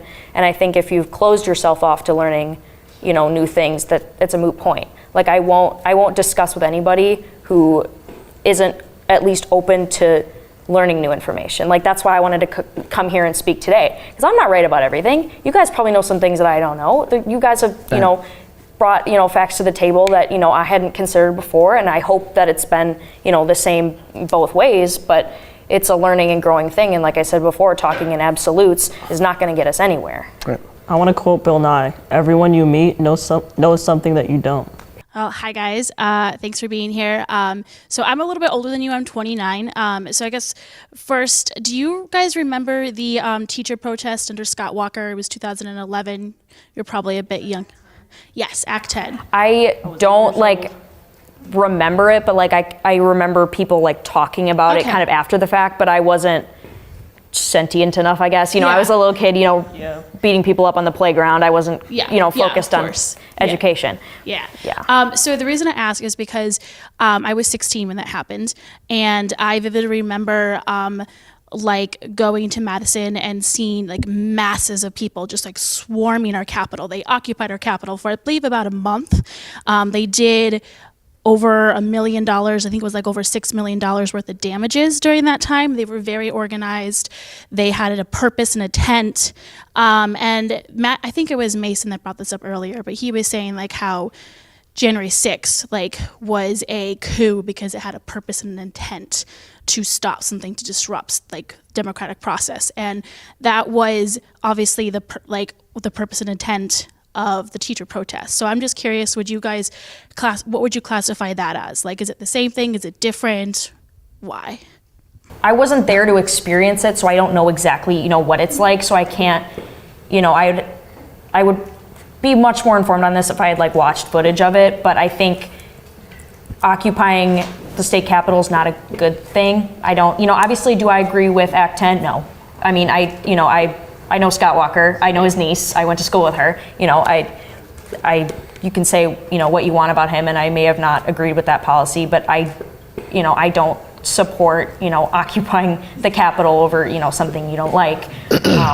So I don't think that, even though I'm not educated on that, and I don't like to be the person who has to have an opinion on everything, including things I'm not educated about. And I think that's an important thing, is to be able to say, I don't know.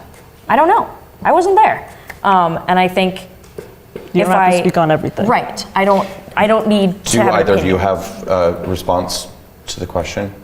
I'm not from Wisconsin, so I was 6 when that happened. I have Okay. absolutely no idea what was happening. But I think, and I don't want to put words in your mouth, but I feel like the point of your question is to basically say that there's some hypocrisy, right? That it seems like when one side of the political aisle engages in a certain behavior, we're still talking about it 3.5 years later and acting like it's the worst thing that ever happened, when we actually have numerous examples of the left side doing almost the exact same thing, and they're actually not even aware that that happened. Yeah, when I saw the footage of January 6th, I immediately remembered the teacher protest. Yeah. I was like, this is the same thing. They damaged my Capitol building. Yeah. And it was, I don't believe anyone was prosecuted for anything that happened. No. Wow. Do you know if And within anyone died because of that? No one died, but no one Okay. directly died in January 6th either. They actually died the day after, or they were protesters that died. Yeah. Yeah, a police officer died. No, police officer, no, that was another Suicide. media lie about January 6th. I knew he were didn't killed. die there, but I was like, I thought he died because of complications because of that, but He had a Suicide. stroke the Oh. next day. there's also someone who Yeah. died of suicide. But within the last 6 months, left-wing protesters have occupied the U.S. Capitol numerous times to protest Palestine and a number of other things, and actually disrupted Congress, congressional sessions, banged on the floor, literally sat on the floor, like hundreds of protesters refusing to leave. No one was charged. No one's in jail. They disrupted an official proceeding. They occupied a restricted building. And the exact same number of people died. Yeah, I mean, I think that is disappointing because it disrupts the message that I think those people, and I may not share exactly, all the values they have, but I think it's counterproductive, because I mean, if I want a message to get across, I'm not going to do something that makes those people completely unreceptive to what I'm doing. So like I said, that's very disappointing to me, and I don't believe that congressional proceedings should be impeded upon. I do appreciate that part of this. Yeah. I guess I had an idea that perhaps you would advocate for more radicalness and revolution, and I appreciate that you have an emphasis on changing hearts and minds as opposed to let's burn it all down. There's a basic respect. I have a respect for people regardless of where they come from. I'm not going to go to somebody's house and burn it down because I don't like that you have a Trump sign on your lawn. We're all for, So again, on that, we can agree. We're all for And I think that's the important thing. I mean, obviously there's things that we're incredibly diametrically opposed on, and that's okay. That's okay. Yeah. We don't have to agree all on for everything. Protests, peaceful protests, but it's disheartening when it's like a protest, like you shouldn't ever be protesting against something and the opposite side fear for their life. That's not Well, and what also it's about. if you're protesting for Palestine, we're trying to advocate for people not being killed. We don't want to kill people to be you shouldn't kill people. That's counterproductive. Yeah. So that's not something that we want to support or advocate for. No. So protesting violence with violence, you're saying, Right. Yeah. is not a good not a idea. good thing. No one Right. else dies. It's just not. yeah. It doesn't make Yeah. sense. You don't fight fire with fire. Yeah, I appreciate that. Just makes Yeah. more fire. And I think that is something that gives the left a bad name, and it's not all of us. I had a question. I think it's directed at Aaron. I know you talked about you don't like Joe Biden. You don't think he's a good fit. All of that. So my question is, who would you vote for? Because you don't exactly like Trump and you don't like Biden, but you still, as an American, have a duty to vote and use that ability that you have. So Good question. Who's an ideal candidate for you? I think that it's an issue that I have struggled with, because I mean, when you're faced with two options that you really, you don't like either one, and I think for even some of the same issues that, Republicans don't like either candidate. And I mean, I was hoping, primaries would turn out different. They didn't. I mean, I kind of figured it was going to go the way it did. I mean, I've only had the right to vote for 100 and so years, so I take that, very seriously. So I don't want to throw away my vote, but it's a very hard decision, because I'm didn't we do this 4 years ago? And I didn't really want to pick either one of them in 2020. So, picking again 4 years later is not, my favorite. So it's a hard thing, because I don't like either one. Can I ask? Yeah, right, and that's interesting, actually. Is there anybody on the national stage that speaks to you? Because I was going to ask about AOC, but she is a Democrat, and I don't know if that...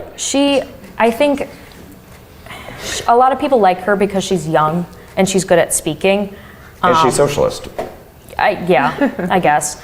I don't even know what to think about her sometimes. The whole tax the rich dress, yay, you wear a dress to a fancy Met Gala. That's great, awesome. Costs $32,000 to Right, go to. yeah. You're anti-capitalist. Yeah, exactly. Once again, talking about counterproductive. Yeah, and there's, I feel like my issue is that all the good people stay in state and local politics.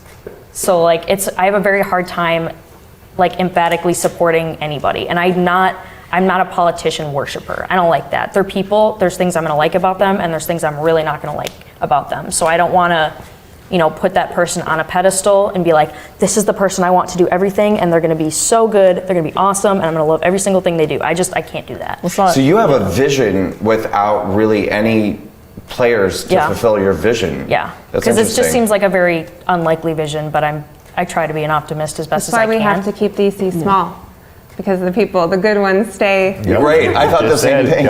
Which I think is a fair observation. The good ones are stay smart, and they're local. I don't want to be up there in the public eye that far. Because I mean, when I was little, every kid's oh, I want to be the president. I have way too much anxiety to be the president. There's so much going on there. So I pity the people who, decide to have these big, campaigns, federal government level. It scares me, frankly. So it's a mess. I think ultimately the ideal would be the who is sitting in the Oval Office does not affect your day-to-day life that much, to where we're always choosing in some respect between the lesser of two evils when we vote between two choices. And the ideal would be that it is not affecting your daily life. Which The one's gonna man ruin or my the life woman less? who's in the White House. Right, because I mean, you're not gonna. I mean, I was talking to Jim Santel, who's a former U.S. attorney, and he was like, if both sides walk away kind of unhappy, that's a good day. That's a good day. You know, if we're never gonna get every single thing we want, because we all want different things. So if we all get what we want, that doesn't happen, because then there's something that somebody else doesn't want. So I agree with you're kind of choosing the lesser of the two. So it's whoever you believe affects your day-to-day life less. But I think that looks different for people. But it's just a mess. I'm a philosophy, politics, and economics major, and I focus a lot on the theory. I love learning about past politics because current politics stresses me out. And I think I don't think I'm alone in that sentiment sometimes. I think that if I were to picture my ideal president as someone who does not identify within the two-party system, my ideal president is not within that two-party system.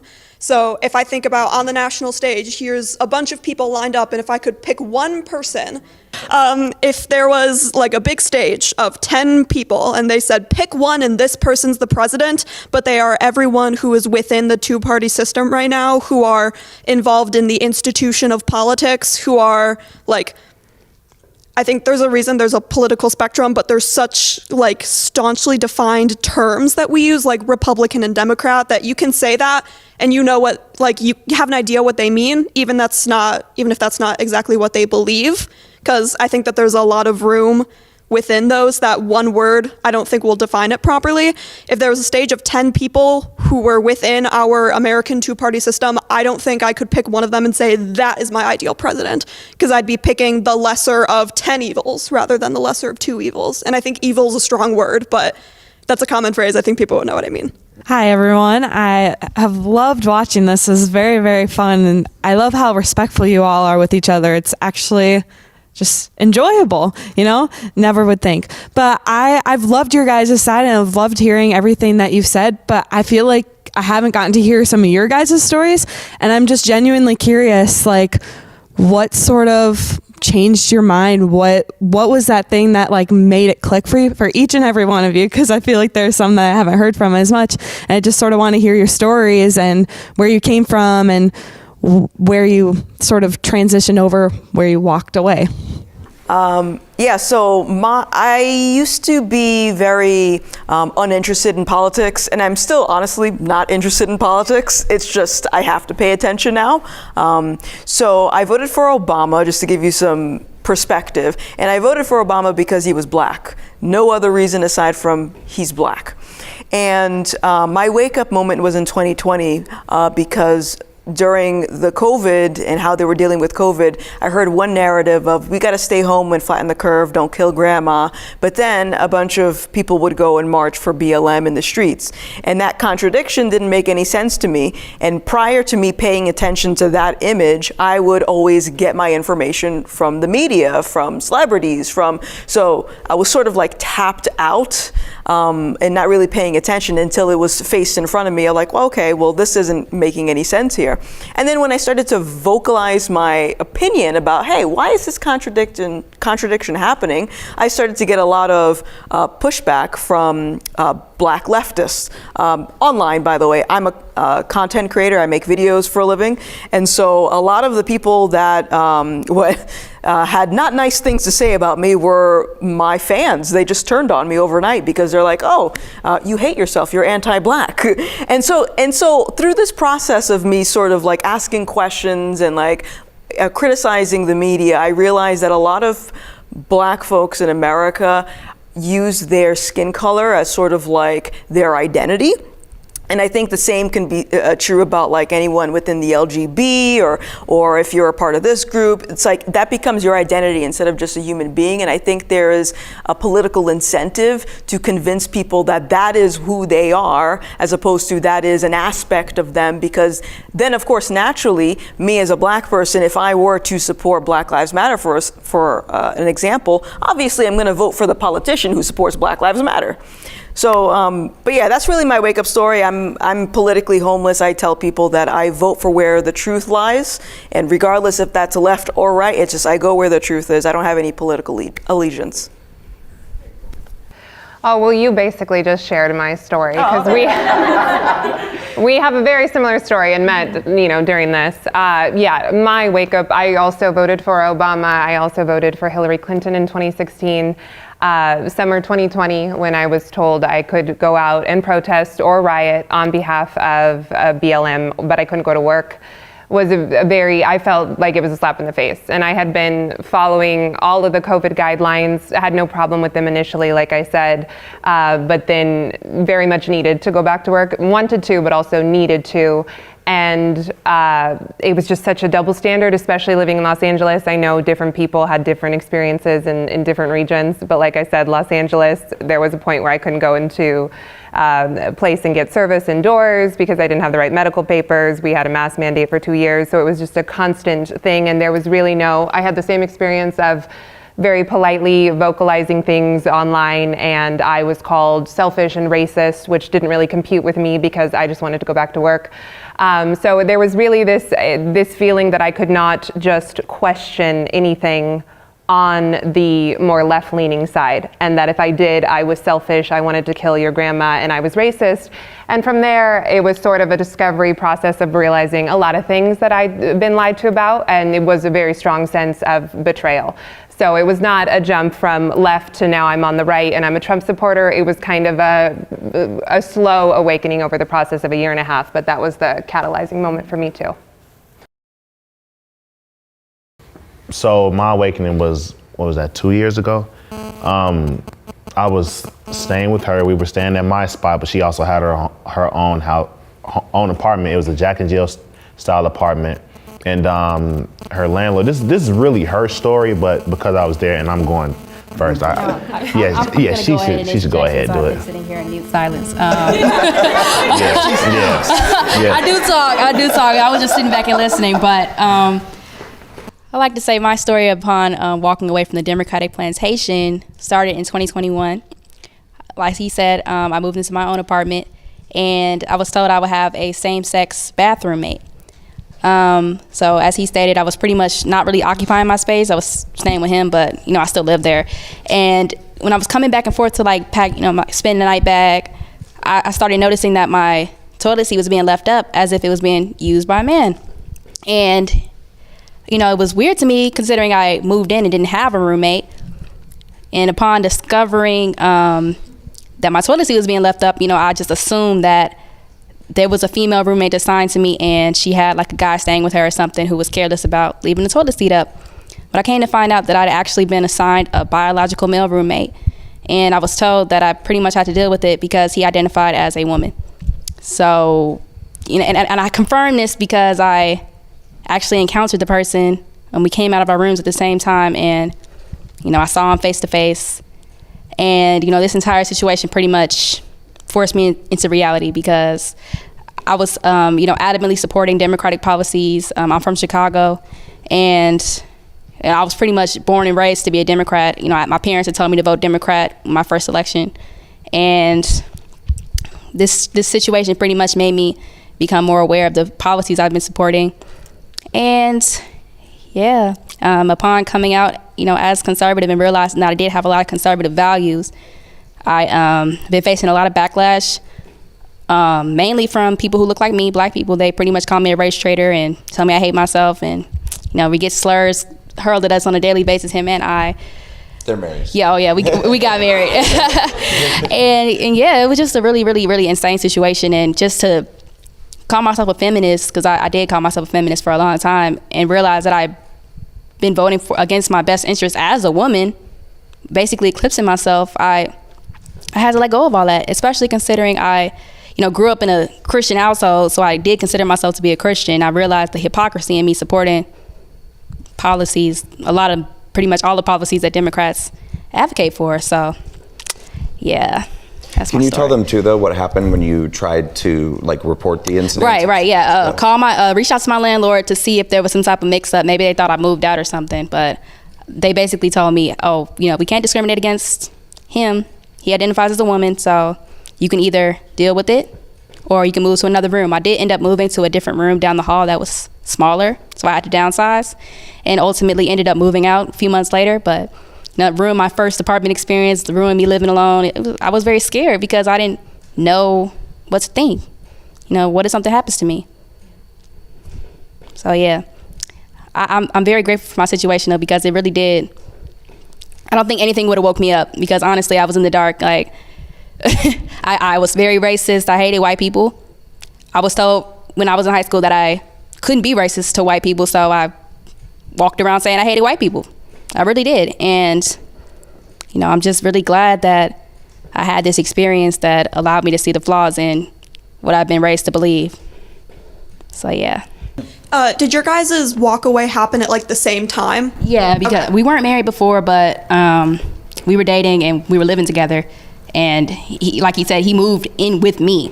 So we both kind of encountered that person, and I was really scared to live alone. I didn't want him to leave, and it's an extra detail. The person that I lived with was they had deplorable habits. They didn't flush the toilet, they didn't clean up after themselves, anything. And, just having to deal with that, I'm telling you, it ruined me ever wanting to live alone. I was done.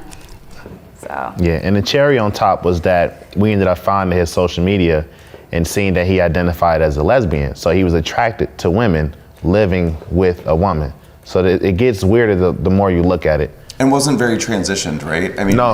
He still had the. No, he would talk about on his Facebook about how these pills make your dick smell a certain way, how he shaving and all this stuff, how he wants to look presentable. Because he was a teacher too, so he would go to school, and just, God forbid, you don't know what he was talking about with the kids and stuff. But yeah, it was a whole thing.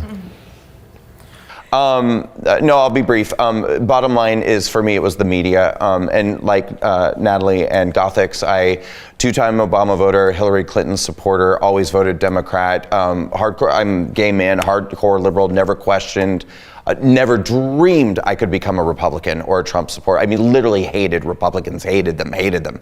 And but when Donald Trump got elected, the media that I had been trusting my whole life, everything went haywire. I went haywire too, and a lot of friends and people in my life went crazy. And my journey started with I wasn't even trying to understand Trump or like his supporters.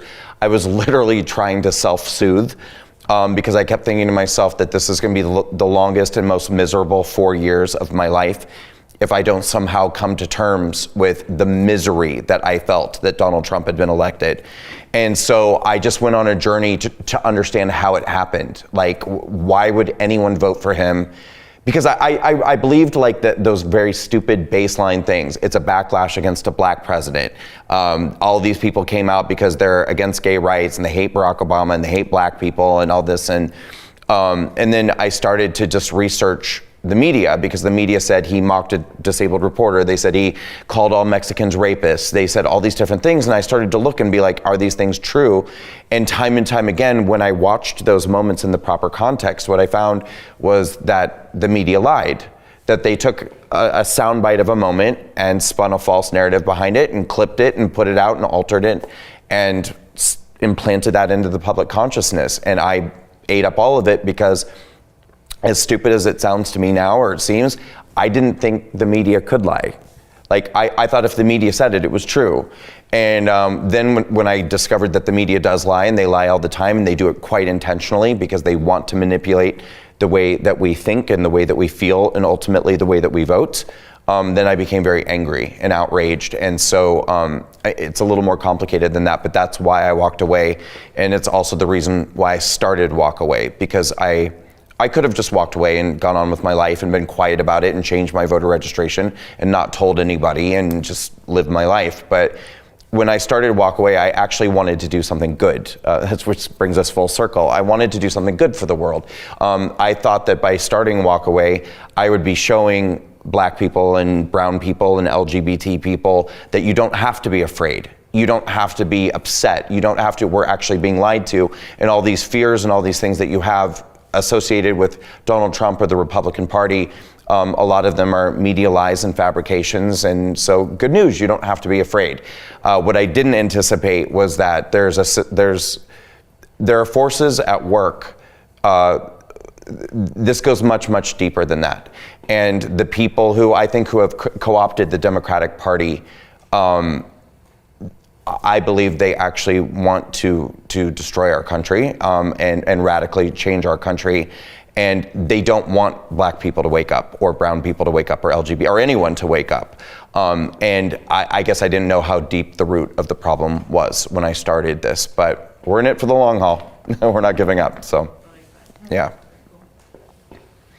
Your story kind of transitions us well into this conversation. So I want to ask, because this is, I actually wanted to ask you this question, so I'll ask both at the same time. Number one, what do you all think is the biggest misconception about people on the left that you, like, what do you think people on the right think about you that isn't true? And then I also want to talk about the left's I know you're very young, so maybe some of this you don't even know, but I think for some of us who are older, we've seen within the last 5 years this very pronounced shift in the narrative about gender, about sexuality, about what it means to be transgender. What are your thoughts on any of these things? Do you want me to start? I can start. Okay. So I think a big misconception about the left is that we all think the same things. Like it's not like a hive mind. Like we're not, like Joe Biden isn't giving us like daily instructions for our everyday. I'm sure some people, look at every tweet he posts and they're like, oh my God, oh my God, oh my God. But like we're not. It's a big spectrum, and I think also we're not snowflakes. Like that term makes me laugh, because like the amount of times that like I've been forced to like stand up for what I believe in, and like I'm not gonna back down from like issues I care about, and I'm not seeing somebody with a don't tread on me flag. I'm not crying about it. Maybe I'll have like a great conversation with them. It's a good conversation starter. But I think the view that we're afraid to stand up for what we believe in, like I had a personal experience this semester, because now I am a president of a political organization on campus. That's going to come with some heat. If you can't take the heat, get out the kitchen. But I had people coming at me online, behind their keyboard. You experienced this too, saying that I'm worse than a fascist, that I'm disgusting, I'm being racist, there's a billion other things that I'm doing, and that I think what stuck out to me was that he said I was afraid to stand up for my beliefs. And I was like, you're coming from behind a keyboard. If you would like to discuss with me, let's set up a time in person and we can talk about this stuff. I'm not gonna not talk to you because maybe we don't agree on some things, but you can't, come at me from behind your keyboard and say that I'm ashamed about what I believe in. If I was ashamed, I wouldn't be a president of a political organization on campus, and I wouldn't be sitting in this chair talking to people that I may or may not agree with on everything. So I think, we have, pride. That's a difficult word right now, but I can advocate for what I believe in, and I'm not afraid of it. I'm not crying at every little thing I don't agree with. Like I think that's a common misconception that we're all these blue-haired baristas who, if we see somebody who doesn't respect our they them pronouns, we're gonna crap our pants. Like that's just not. I think that's fair. That's what I think. At this point, that's kind of where I am. I appreciate that. Yeah. Anybody else want to sound off on that question? I'm just trying to think of like kind of like reflecting on like my belief style, and like mostly I just like want like. I don't want to be like, I want everybody to be happy, but like I want everyone to be like comfortable in like who they want to be. And if they want to be called a different name, okay, I'll call them a different name. Like I have tons of, a few friends who like, are like, oh, I'm changing my name and I kind of more open to these pronouns. And I'm like, all right, whatever you want, because I love you and I care about you. And if this is how you want to be presented, then that's how I'm going to see you. And I just want everyone else to feel like accepted for like who they are, and like if one day I was like, just like not even like a gender thing, if one day I was like, hey, I don't like the name Kate, I want to be called Aaron, I'm stealing your name for this example, then I would like want to be that, because I would want to be like respected, and like you don't necessarily have to agree with that, but like I just want like people to not feel like insulted by like who they are and like who they want to be. Can I ask you a question about that though? Because I honestly believe that most people, believe it or not, even people on the right, want to be respectful of other people and want people to be able to feel who they genuinely are and things like that. But what if in order for someone to feel respected, they're asking you to believe something that defies reality for you? I mean, you can't really ask someone to like believe in something else. Like, isn't that kind of against a lot of beliefs of like religion? Like, you can't force someone's belief onto them. So I think that's a great example.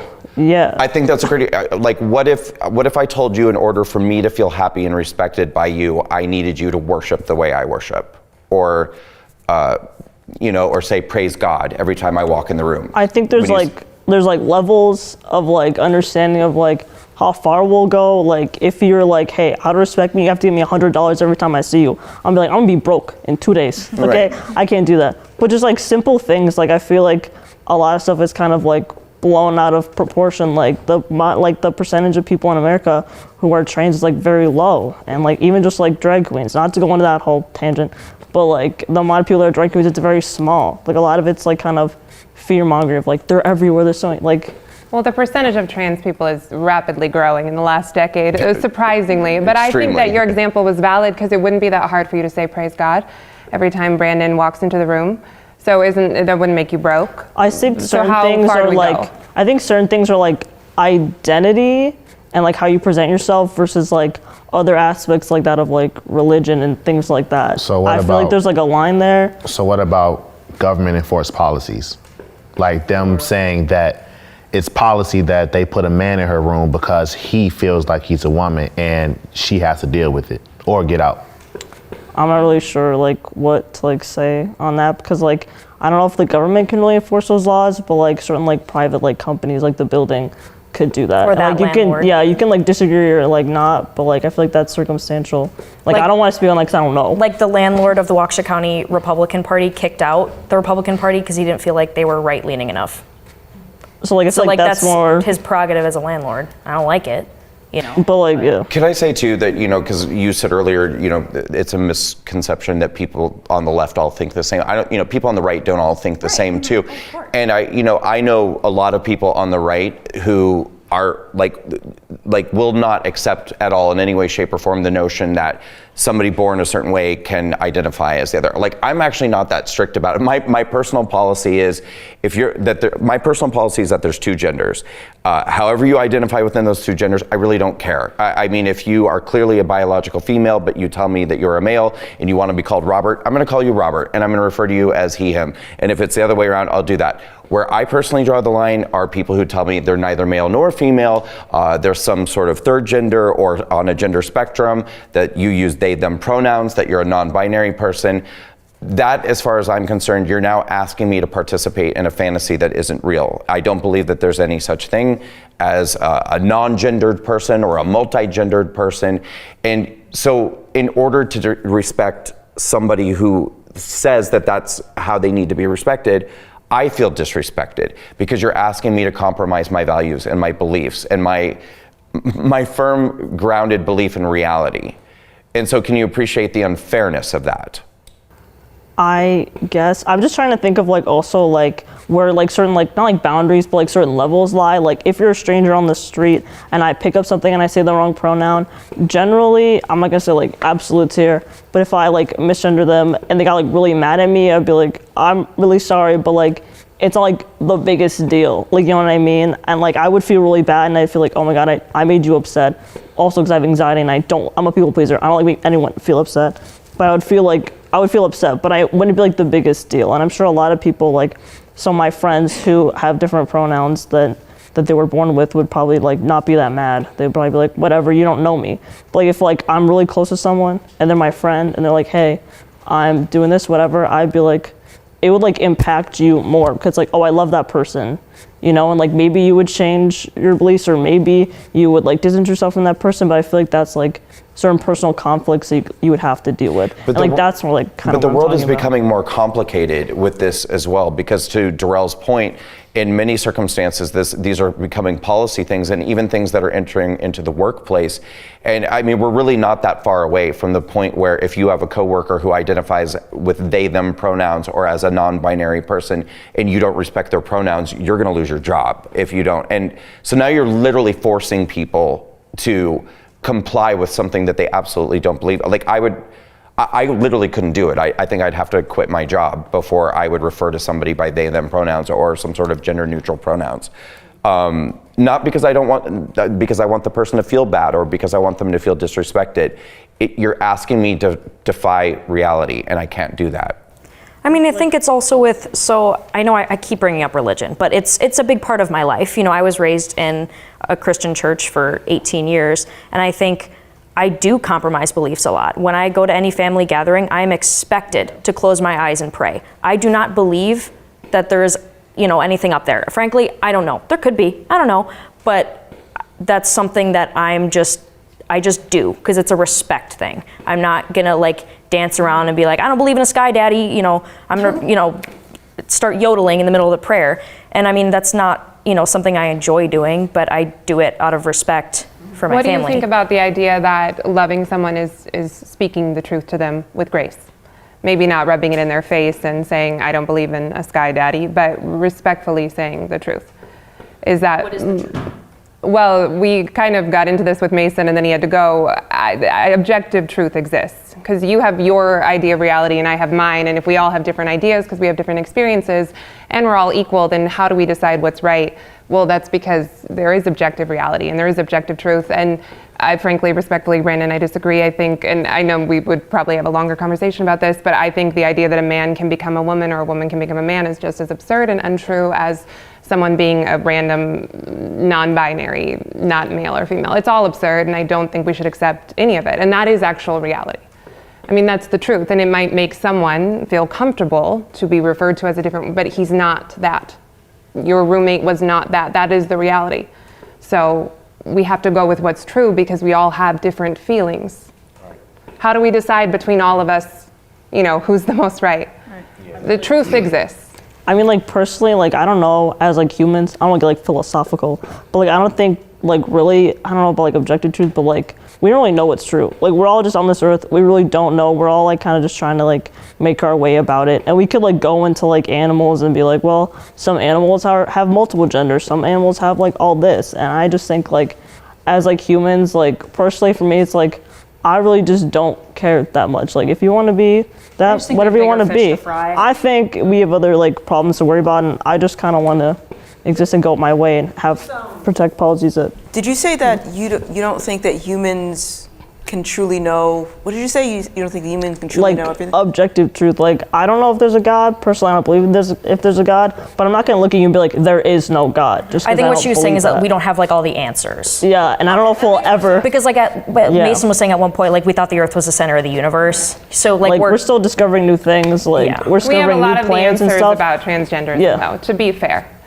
Yeah. It's a blatantly false notion. There's no genetic. Go ahead. I think my issue with the idea that we all have different levels of because I'm again not putting words in your mouth, but it sort of sounds like, you know, we are going to disregard truth if it means I'm going to save someone's feelings, or if they're nice to me, if I meet them on the street. So if we all have these different levels of how we should stand by truth, then really no truth. That pretty much that's relative, you know? So it's like, do we have an objective standard of truth that we can say, what is sex? Is it a male and female, or is it just whatever? Maybe it depends on if I'm gonna hurt their feelings or not. Then how do you like deal with that? Like where do we draw the line into all of this insanity, you know, having to share a bathroom with a man and stuff like that? Like, how do you manage that if we all have different ideas of what truth is? I think if there are different ideas, then it's not truth. Because I think philosophically, I am a philosophy major, so I can get philosophical all day. Truth, to me at least, is one thing. Because like if it's the truth, it is one singular definition, one singular phrase, one singular idea or identity. if we're talking about there being multiple truths, then it's not truth.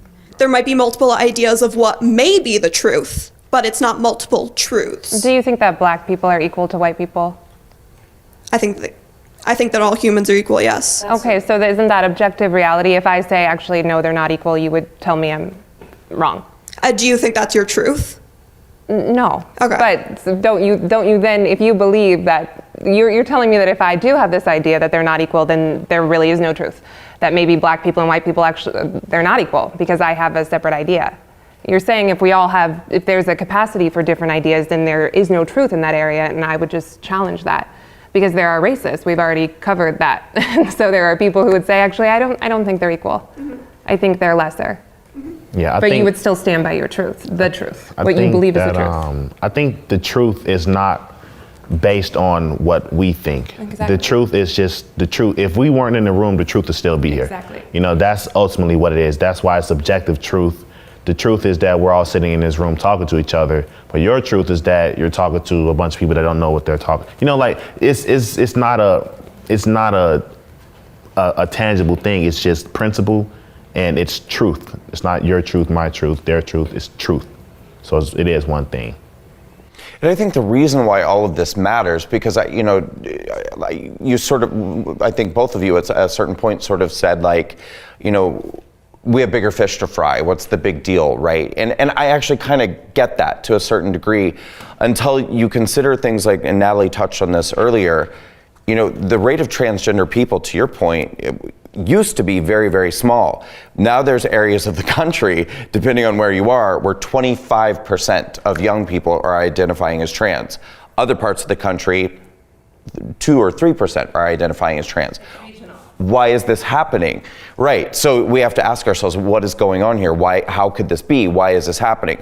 Well, the reason why I think that this is relevant is because, again, there are things that exist in society. Some people are transgender or identify as transgender, but these things have been co-opted. And now we're seeing kind of this epidemic in a sense of young people who are being convinced that they're transgender when in fact they are depressed, or they are autistic, or perhaps they are shy, or they don't fit in.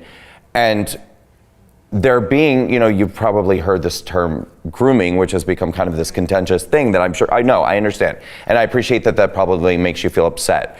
But the reason why I think that this is a problem is because it's kind of become this catch-all thing where there are people who I think have become predatory on telling young people that if you have a problem or you feel like you don't fit in, or if you are depressed, or if you're whatever, perhaps the answer to your prayer is to either identify on a gender spectrum, or even more frighteningly, change your gender at a very, very, and I say frighteningly because it's very young. I mean, there are 13 and 14-year-olds getting double mastectomies, and then realizing later, I was never transgender. I was coerced into believing I was transgender by an adult or perhaps a group of my peers who told me that this would somehow fix the problems I was having, and it doesn't.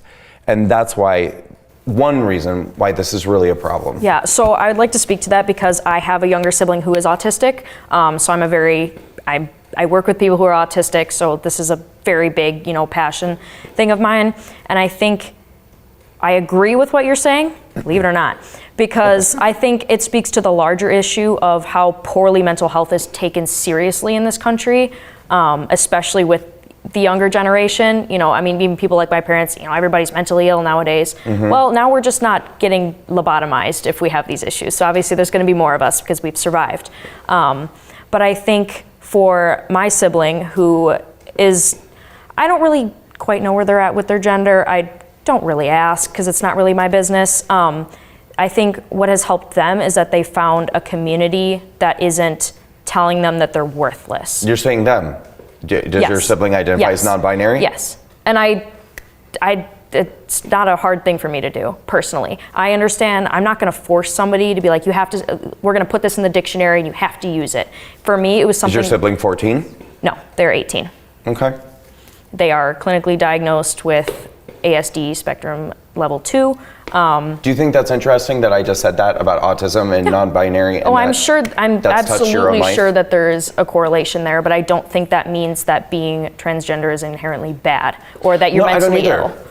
But I think a lot of people do make that connection. I'm not saying that you are, but I think people do. Like even my own father, who is like, "Oh my God, we got to pray the devil out of your younger sibling," and I'm like, Well, you can I don't say know that about they are mentally ill and disagree with how to approach the mental illness. We have different ideas of what the compassionate response is. I believe that having gender dysphoria is a mental illness. I don't think it's any more shameful than having depression or anxiety. We have different ideas of how to treat it.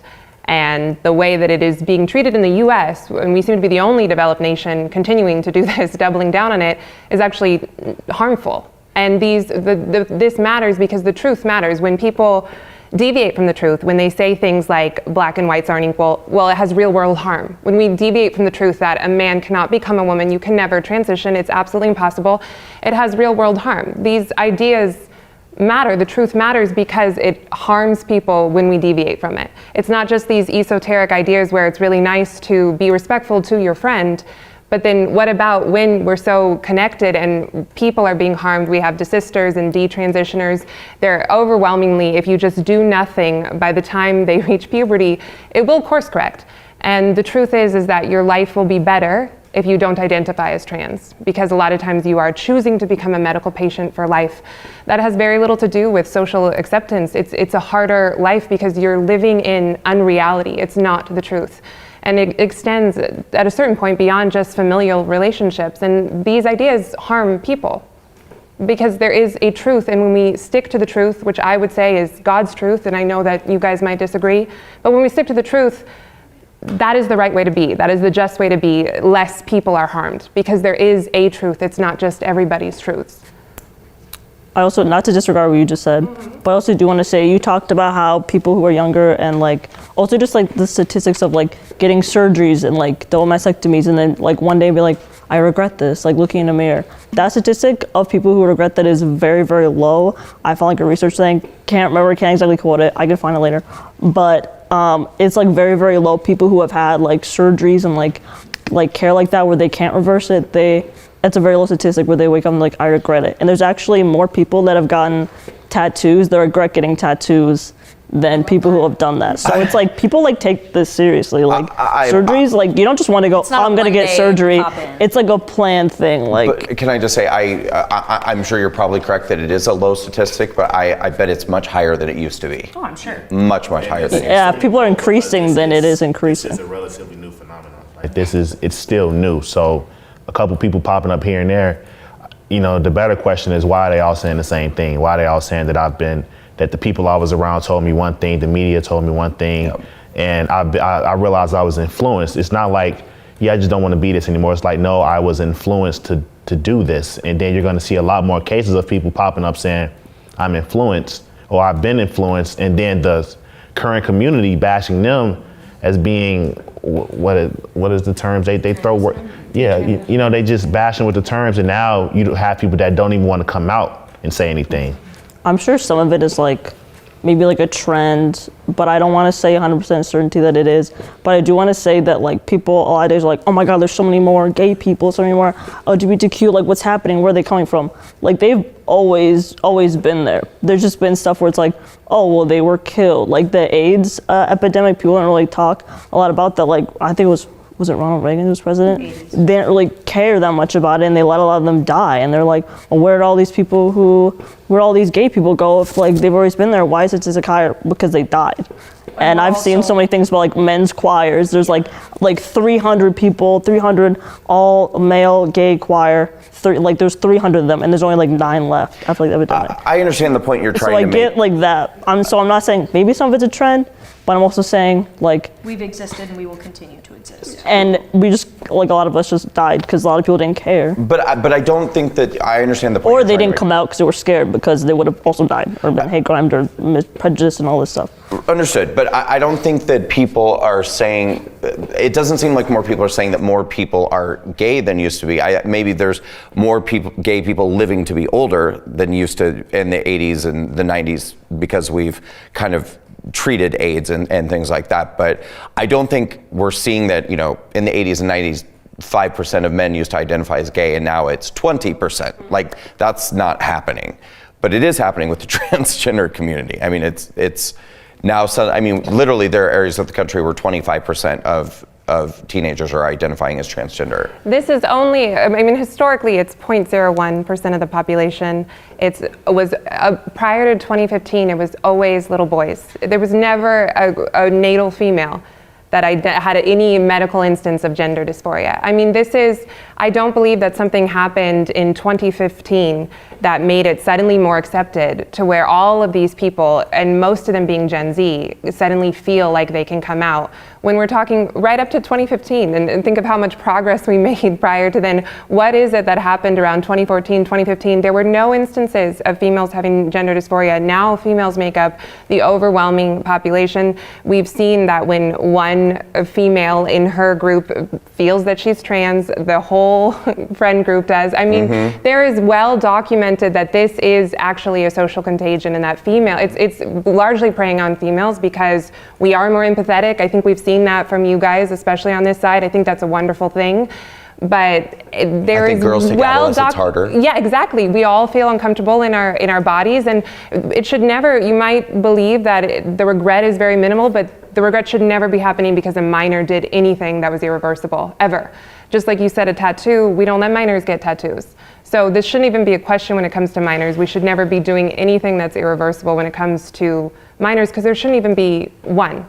Because puberty is, we know it's well documented, it's a social contagion, and we know that puberty is a hard time, and just the rate of trans people is not as high, it's not real. We've never seen it.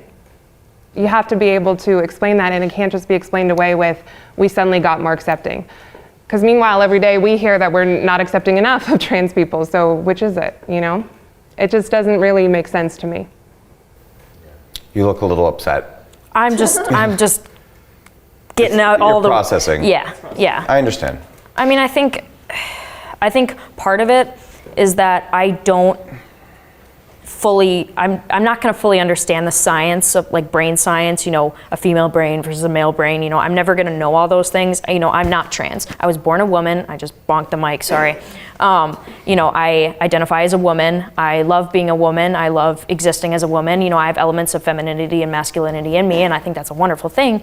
But I don't know. I just don't agree with trans people being framed as like the enemy, or that like men are infiltrating women's sports. You guys don't even watch women's sports.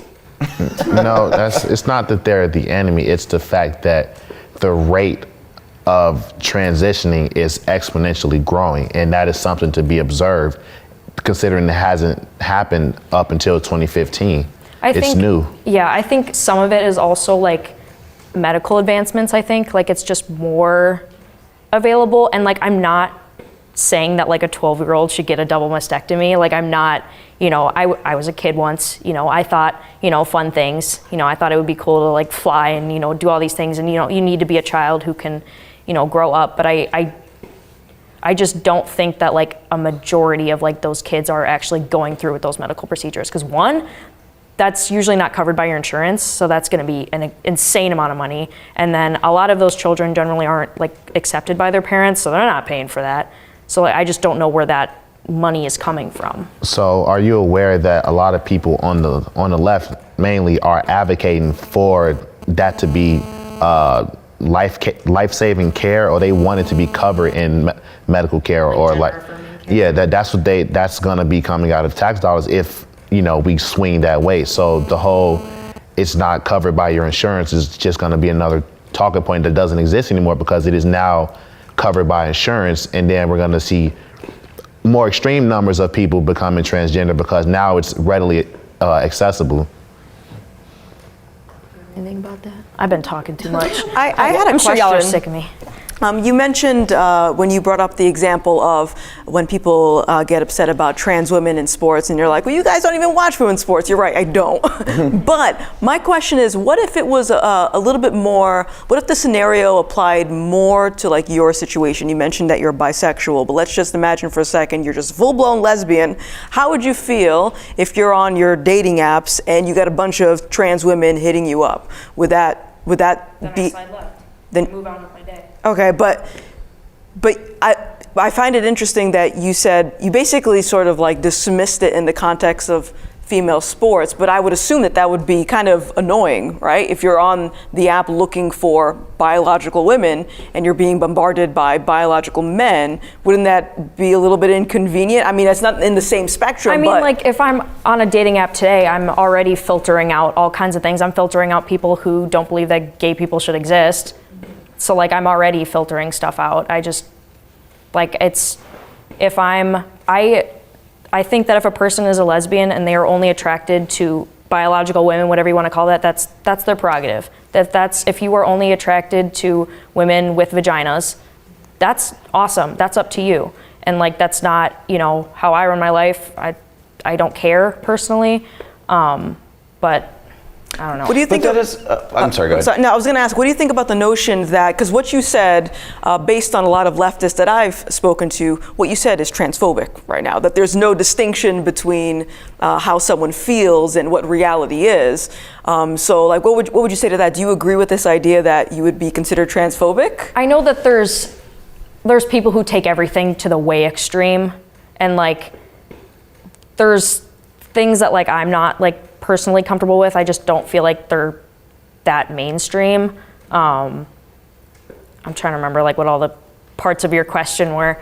Can you repeat it? Yeah. No, basically like, because you were talking about like, you know, if you're, I forget exactly what you said, but you're trying to make the separation of like, okay, if you're not a biological woman, but there's a lot of people who believe in the trans ideology that think that trans women are women. You can't say anything about like, yes, I'm a woman with a penis. Like that makes sense in their reality. Between like cis and biological. Or like sex versus gender. Yeah. And I believe that those are like two different things. But I mean, I'm sure that there's people out there who'd call me a TERF, who'd call me transphobic, like whatever. That's just, I don't care enough. Question. Yes. Why do you think that sex and gender are two different things? So I believe that they can be like in line with each other. So like sex, that's, you're born a man, you're born a female, you're born intersex, you know, you've got some other issues going on. That's what you're born with. And gender, that's our societal thing. For me, my sex is female. My gender is also female. So if they can be in gender line. is a social construct, but you mentioned a male-female brain, can you help me understand? Because I really don't Because that's a understand. sex thing. So you can have a male body and a female brain, and that's your sex. I established before that I am not a neuroscientist. Okay, I mean, that's fair. I'm trying to understand, because you just said gender is a social construct, and to be fair, you said that, but you mentioned a male-female brain, which I don't believe there's any science for, and I would wonder what the differences are between a male and a female brain, and who's smarter and that type of thing. But that, to me, is not, that's not gender identity. If you are literally a man and you can be born with a female brain, what is that? That can't be your gender identity, nor can it be a social construct. You're claiming that a man has a female brain, potentially, right? So I think, like, because I've heard the term like male and female brain a lot, I've normally heard it as just like an offhand thing, kind of like how you said like, oh, women are empathetic, and like how like we have more empathy. I think that's also kind of like an offhand thing. Is it biologically proven that women have more empathy? I don't think so. Once again, I'm not a neuroscientist. Maybe there's something somewhere in our brains that say something, but if there is, I don't know it. So I would say those two kind of exist in parallel ways. There's like there's the male and female brain. That's how society says that people typically think. How women are typically more empathetic. I've met a lot of empathetic women. I've met women who are nowhere near empathetic. So you're not talking about literally, I can scan your brain. No. And you can be born with a male brain. You just have male. We're not seeing like a blue or a pink. But that still sort of negates the idea that gender is a social construct. But that's not gender, that's sex, because your brain is a part of your biology. But you also said it's not a physical thing, it's the way you think. Well, the way that you think. But if we're talking about our biology, why are we having people change their biology then? You are born in this body, it's a man body, that is your biology. Mm-hmm. So why do you go along with a haircut is not irreversible. I got tattoos. Right, so a tattoo is... My body. Well, you've altered the surface of your body. Yes, you've not taken hormones, certainly not as a minor. You've not mutilated yourself. People have different ideas about tattoos. It's not, okay, I was about to say people have different ideas about tattoos. I think we can be fair and admit that there's a difference between you getting a tattoo on your arm that someone might find aesthetically pleasing or not, and someone cutting off their male member. I think that we can admit that there is a difference, and that you can get that tattoo removed if you so choose later. You can't undo the other thing. You're also not asking us to see you differently.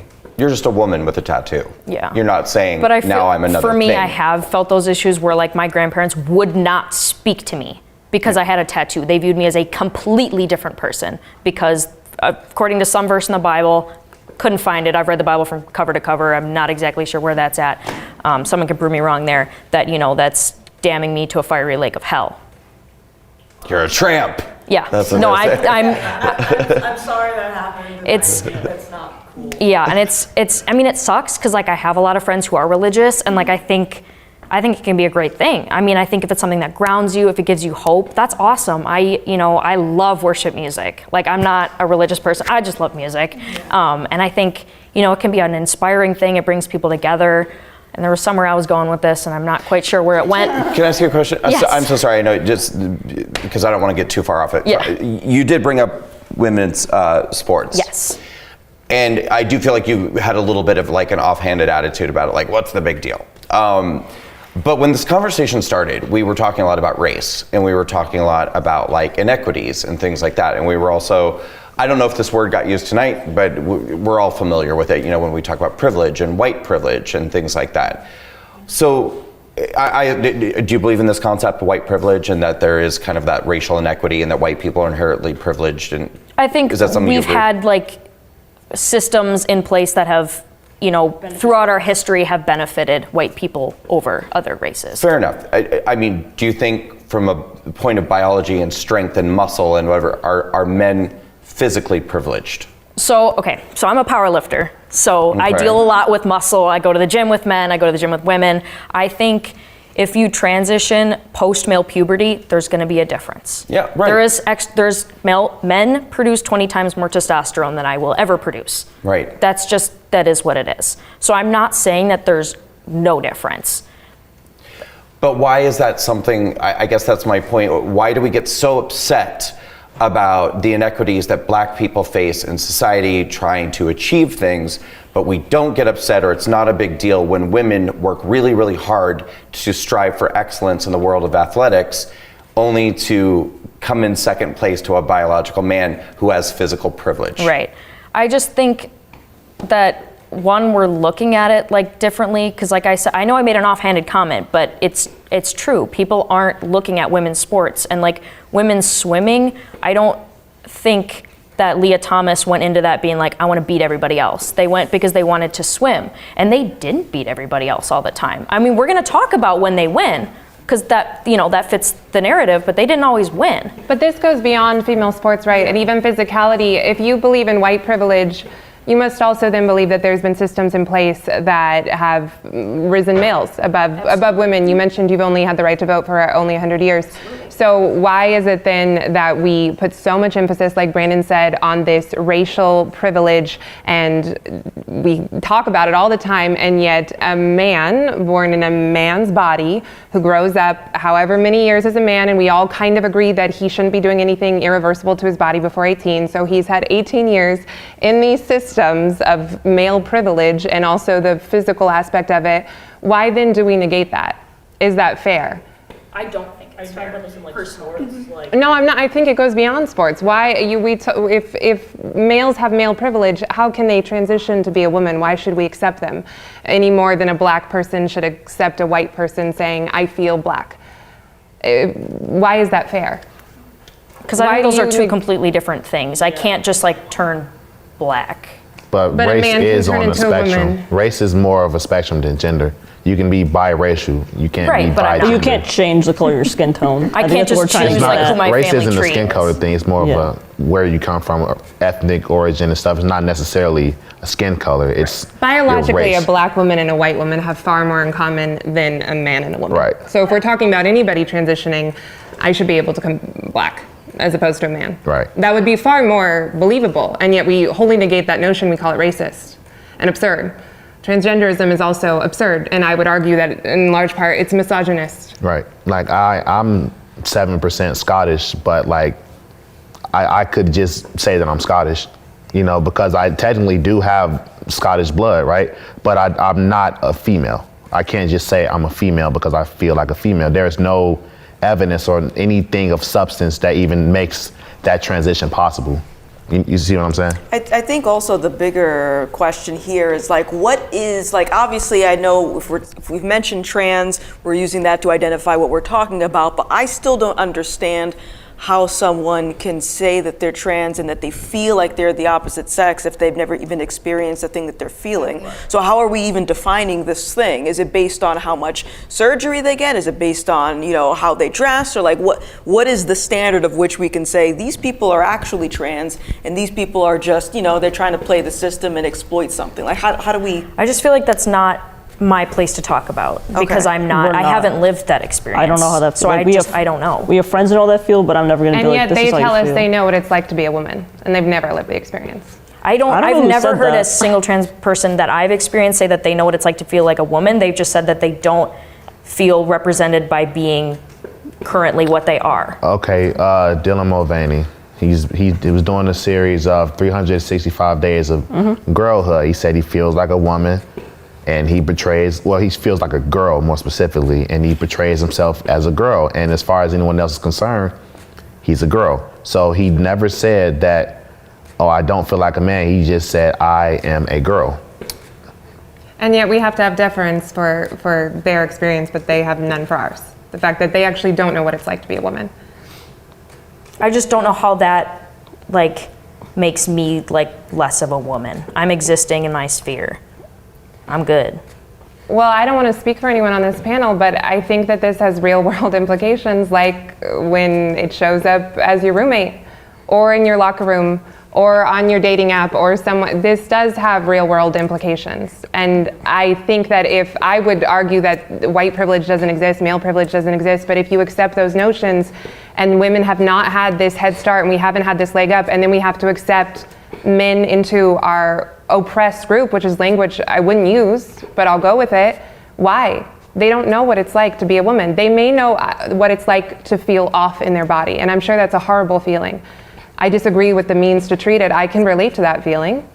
I think most of us on the panel can. I had a very bad eating disorder growing up. I'm glad no one gave me liposuction. So I just don't understand why we have to accept that they know our experience of what it's like to be a woman. I think right now we've kind of just hit like a moment of like, we just kind of have like different beliefs. And like, I'm not really sure like. I think we're just not looking at the same set of facts. I would agree with that. Like we're not. Like we're looking at one side. Yeah. You might be looking at the other side. You're probably looking at more of like a religious perspective. Like you've kind of said so. I don't want to put that in your mouth. I mentioned God only once, and I do so intentionally. So I really think a lot of this you can argue with just reality and science. I don't think it has to be faith-based. Can I ask another question? I hate using this phrase, but are you pro-LGB? Are you like pro-pride? Like, do you support gay rights? I don't know what rights. Yeah. You know, okay. Yeah. So do you think it's possible to be in support of gay rights in the same universe of being in support of trans rights? You do? Yeah. How? I think they are both communities who have experienced a lot of hard things throughout their lives. Like, I'm personally a part of the queer community. I think they can exist in tandem together. Okay. How is that possible if we're saying that gender is a social construct, or more specifically, if we're saying that someone is a trans woman, they're working off of a presupposition that there are fixed genders to begin with. So if we're then saying that gender is a social construct, then how can we say that I am a lesbian woman or I'm a gay man if these things don't mean anything anymore? Like, how can someone be a part of the LGB if we're then saying that the LGB, and actually you can just, you know, just change depending on whatever. So how do they, it seems like a contradiction. I can definitely see like where you're coming from, how like kind of like LGBT, like lesbian, that's someone who's attracted to women. Right. And like, I personally don't believe that the existence of trans women eliminates like the female identity, eliminates like a cisgender woman identifying as a woman.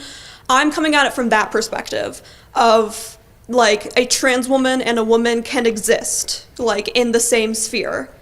I think it is true that, like what you said about trans women, like, can they really know what it's like to be a woman? Like, in the same way that I experience it, in the same way that Erin, as someone who identifies as a woman, experiences it.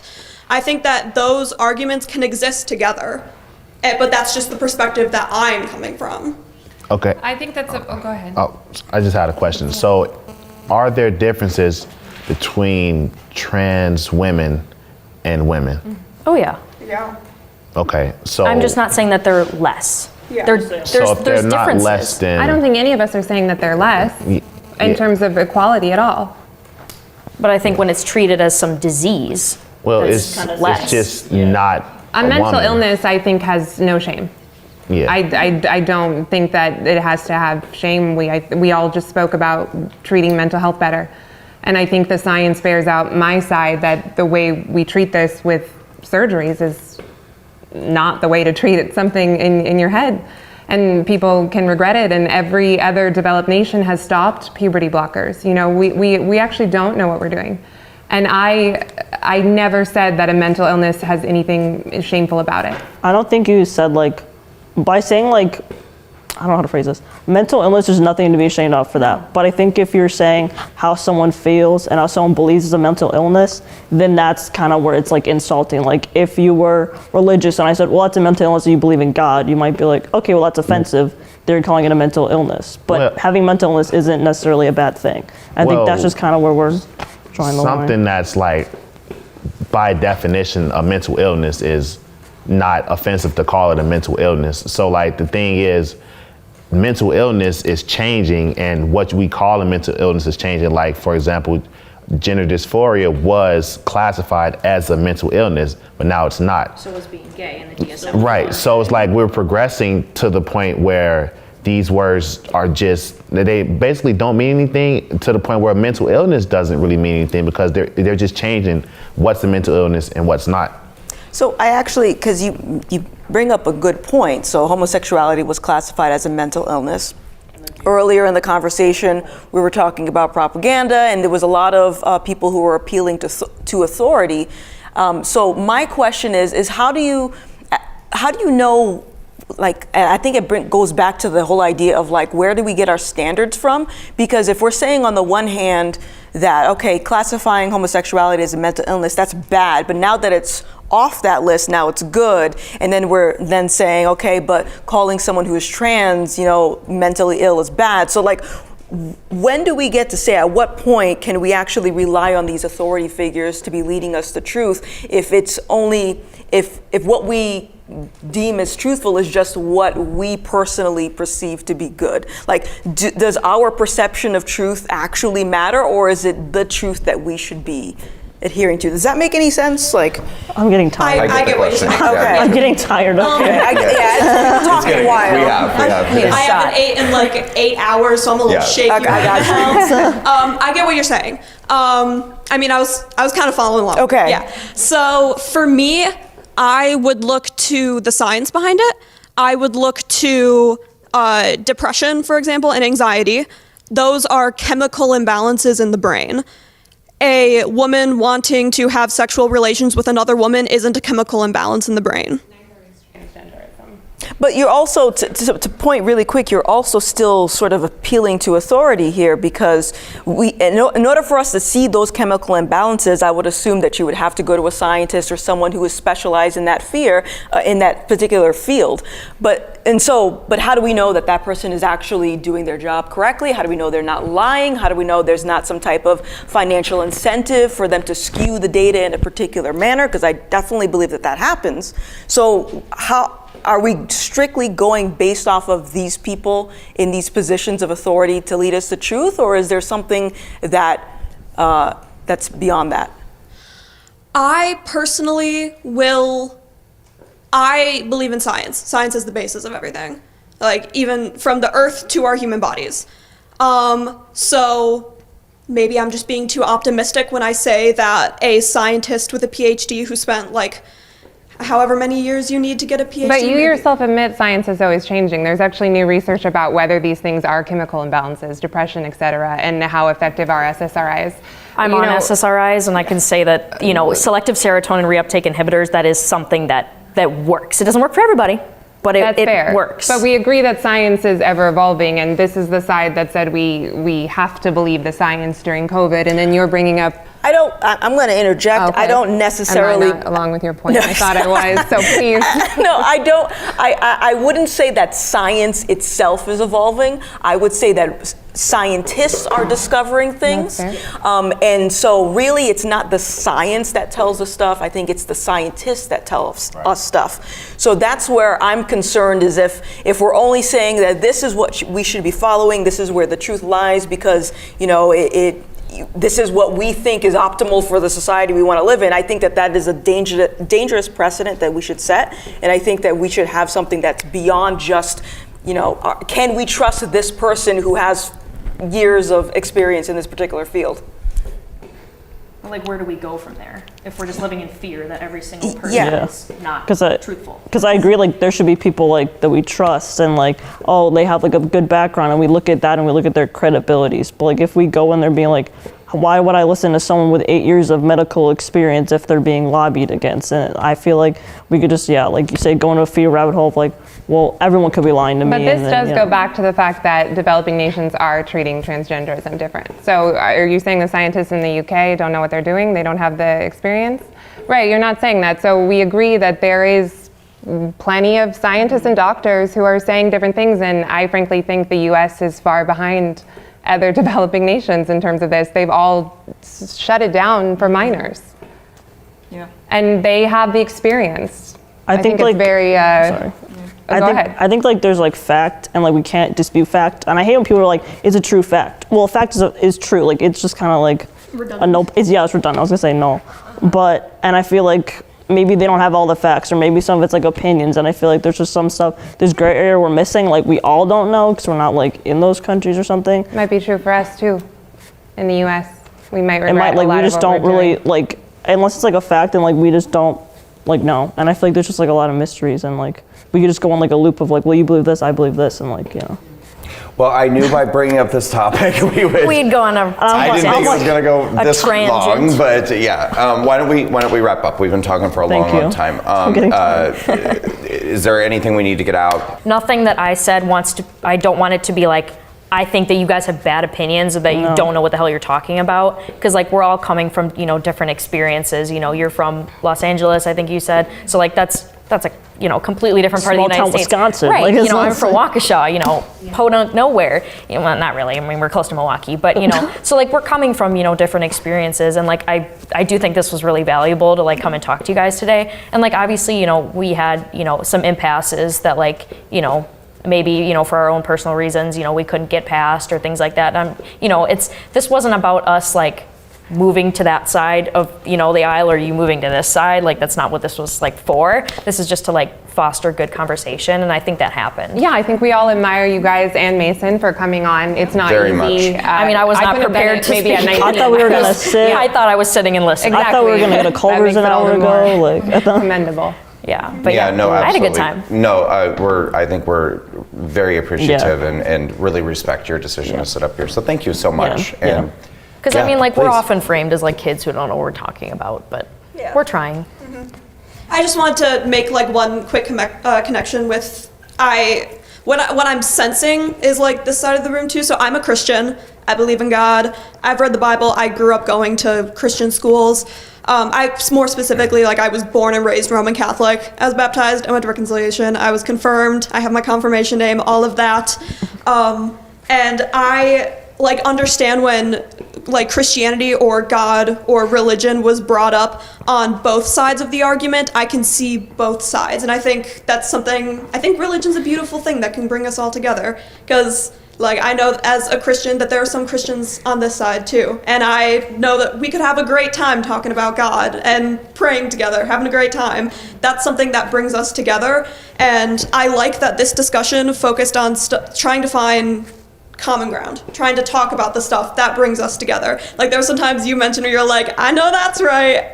Yep, We did can find agree on common that. ground, yeah. And those were beautiful moments where like people who like politics is so divisive on both sides. It's terrible. That like having those moments where we're like, yes, we can see each other. Like we both agree with that. Yeah, That's well, even the great. first thing you guys said, not to go into a whole discussion, but I don't think the Republican Party represents me. I call myself a Christian before I'm a conservative, and a conservative before I'm ever a Republican. So I get where this whole club or organization is coming from, that you don't feel the Democratic Party represents you, and I can definitely, right from the get-go, I get that. Thank you so much. Thank you. Have a good night.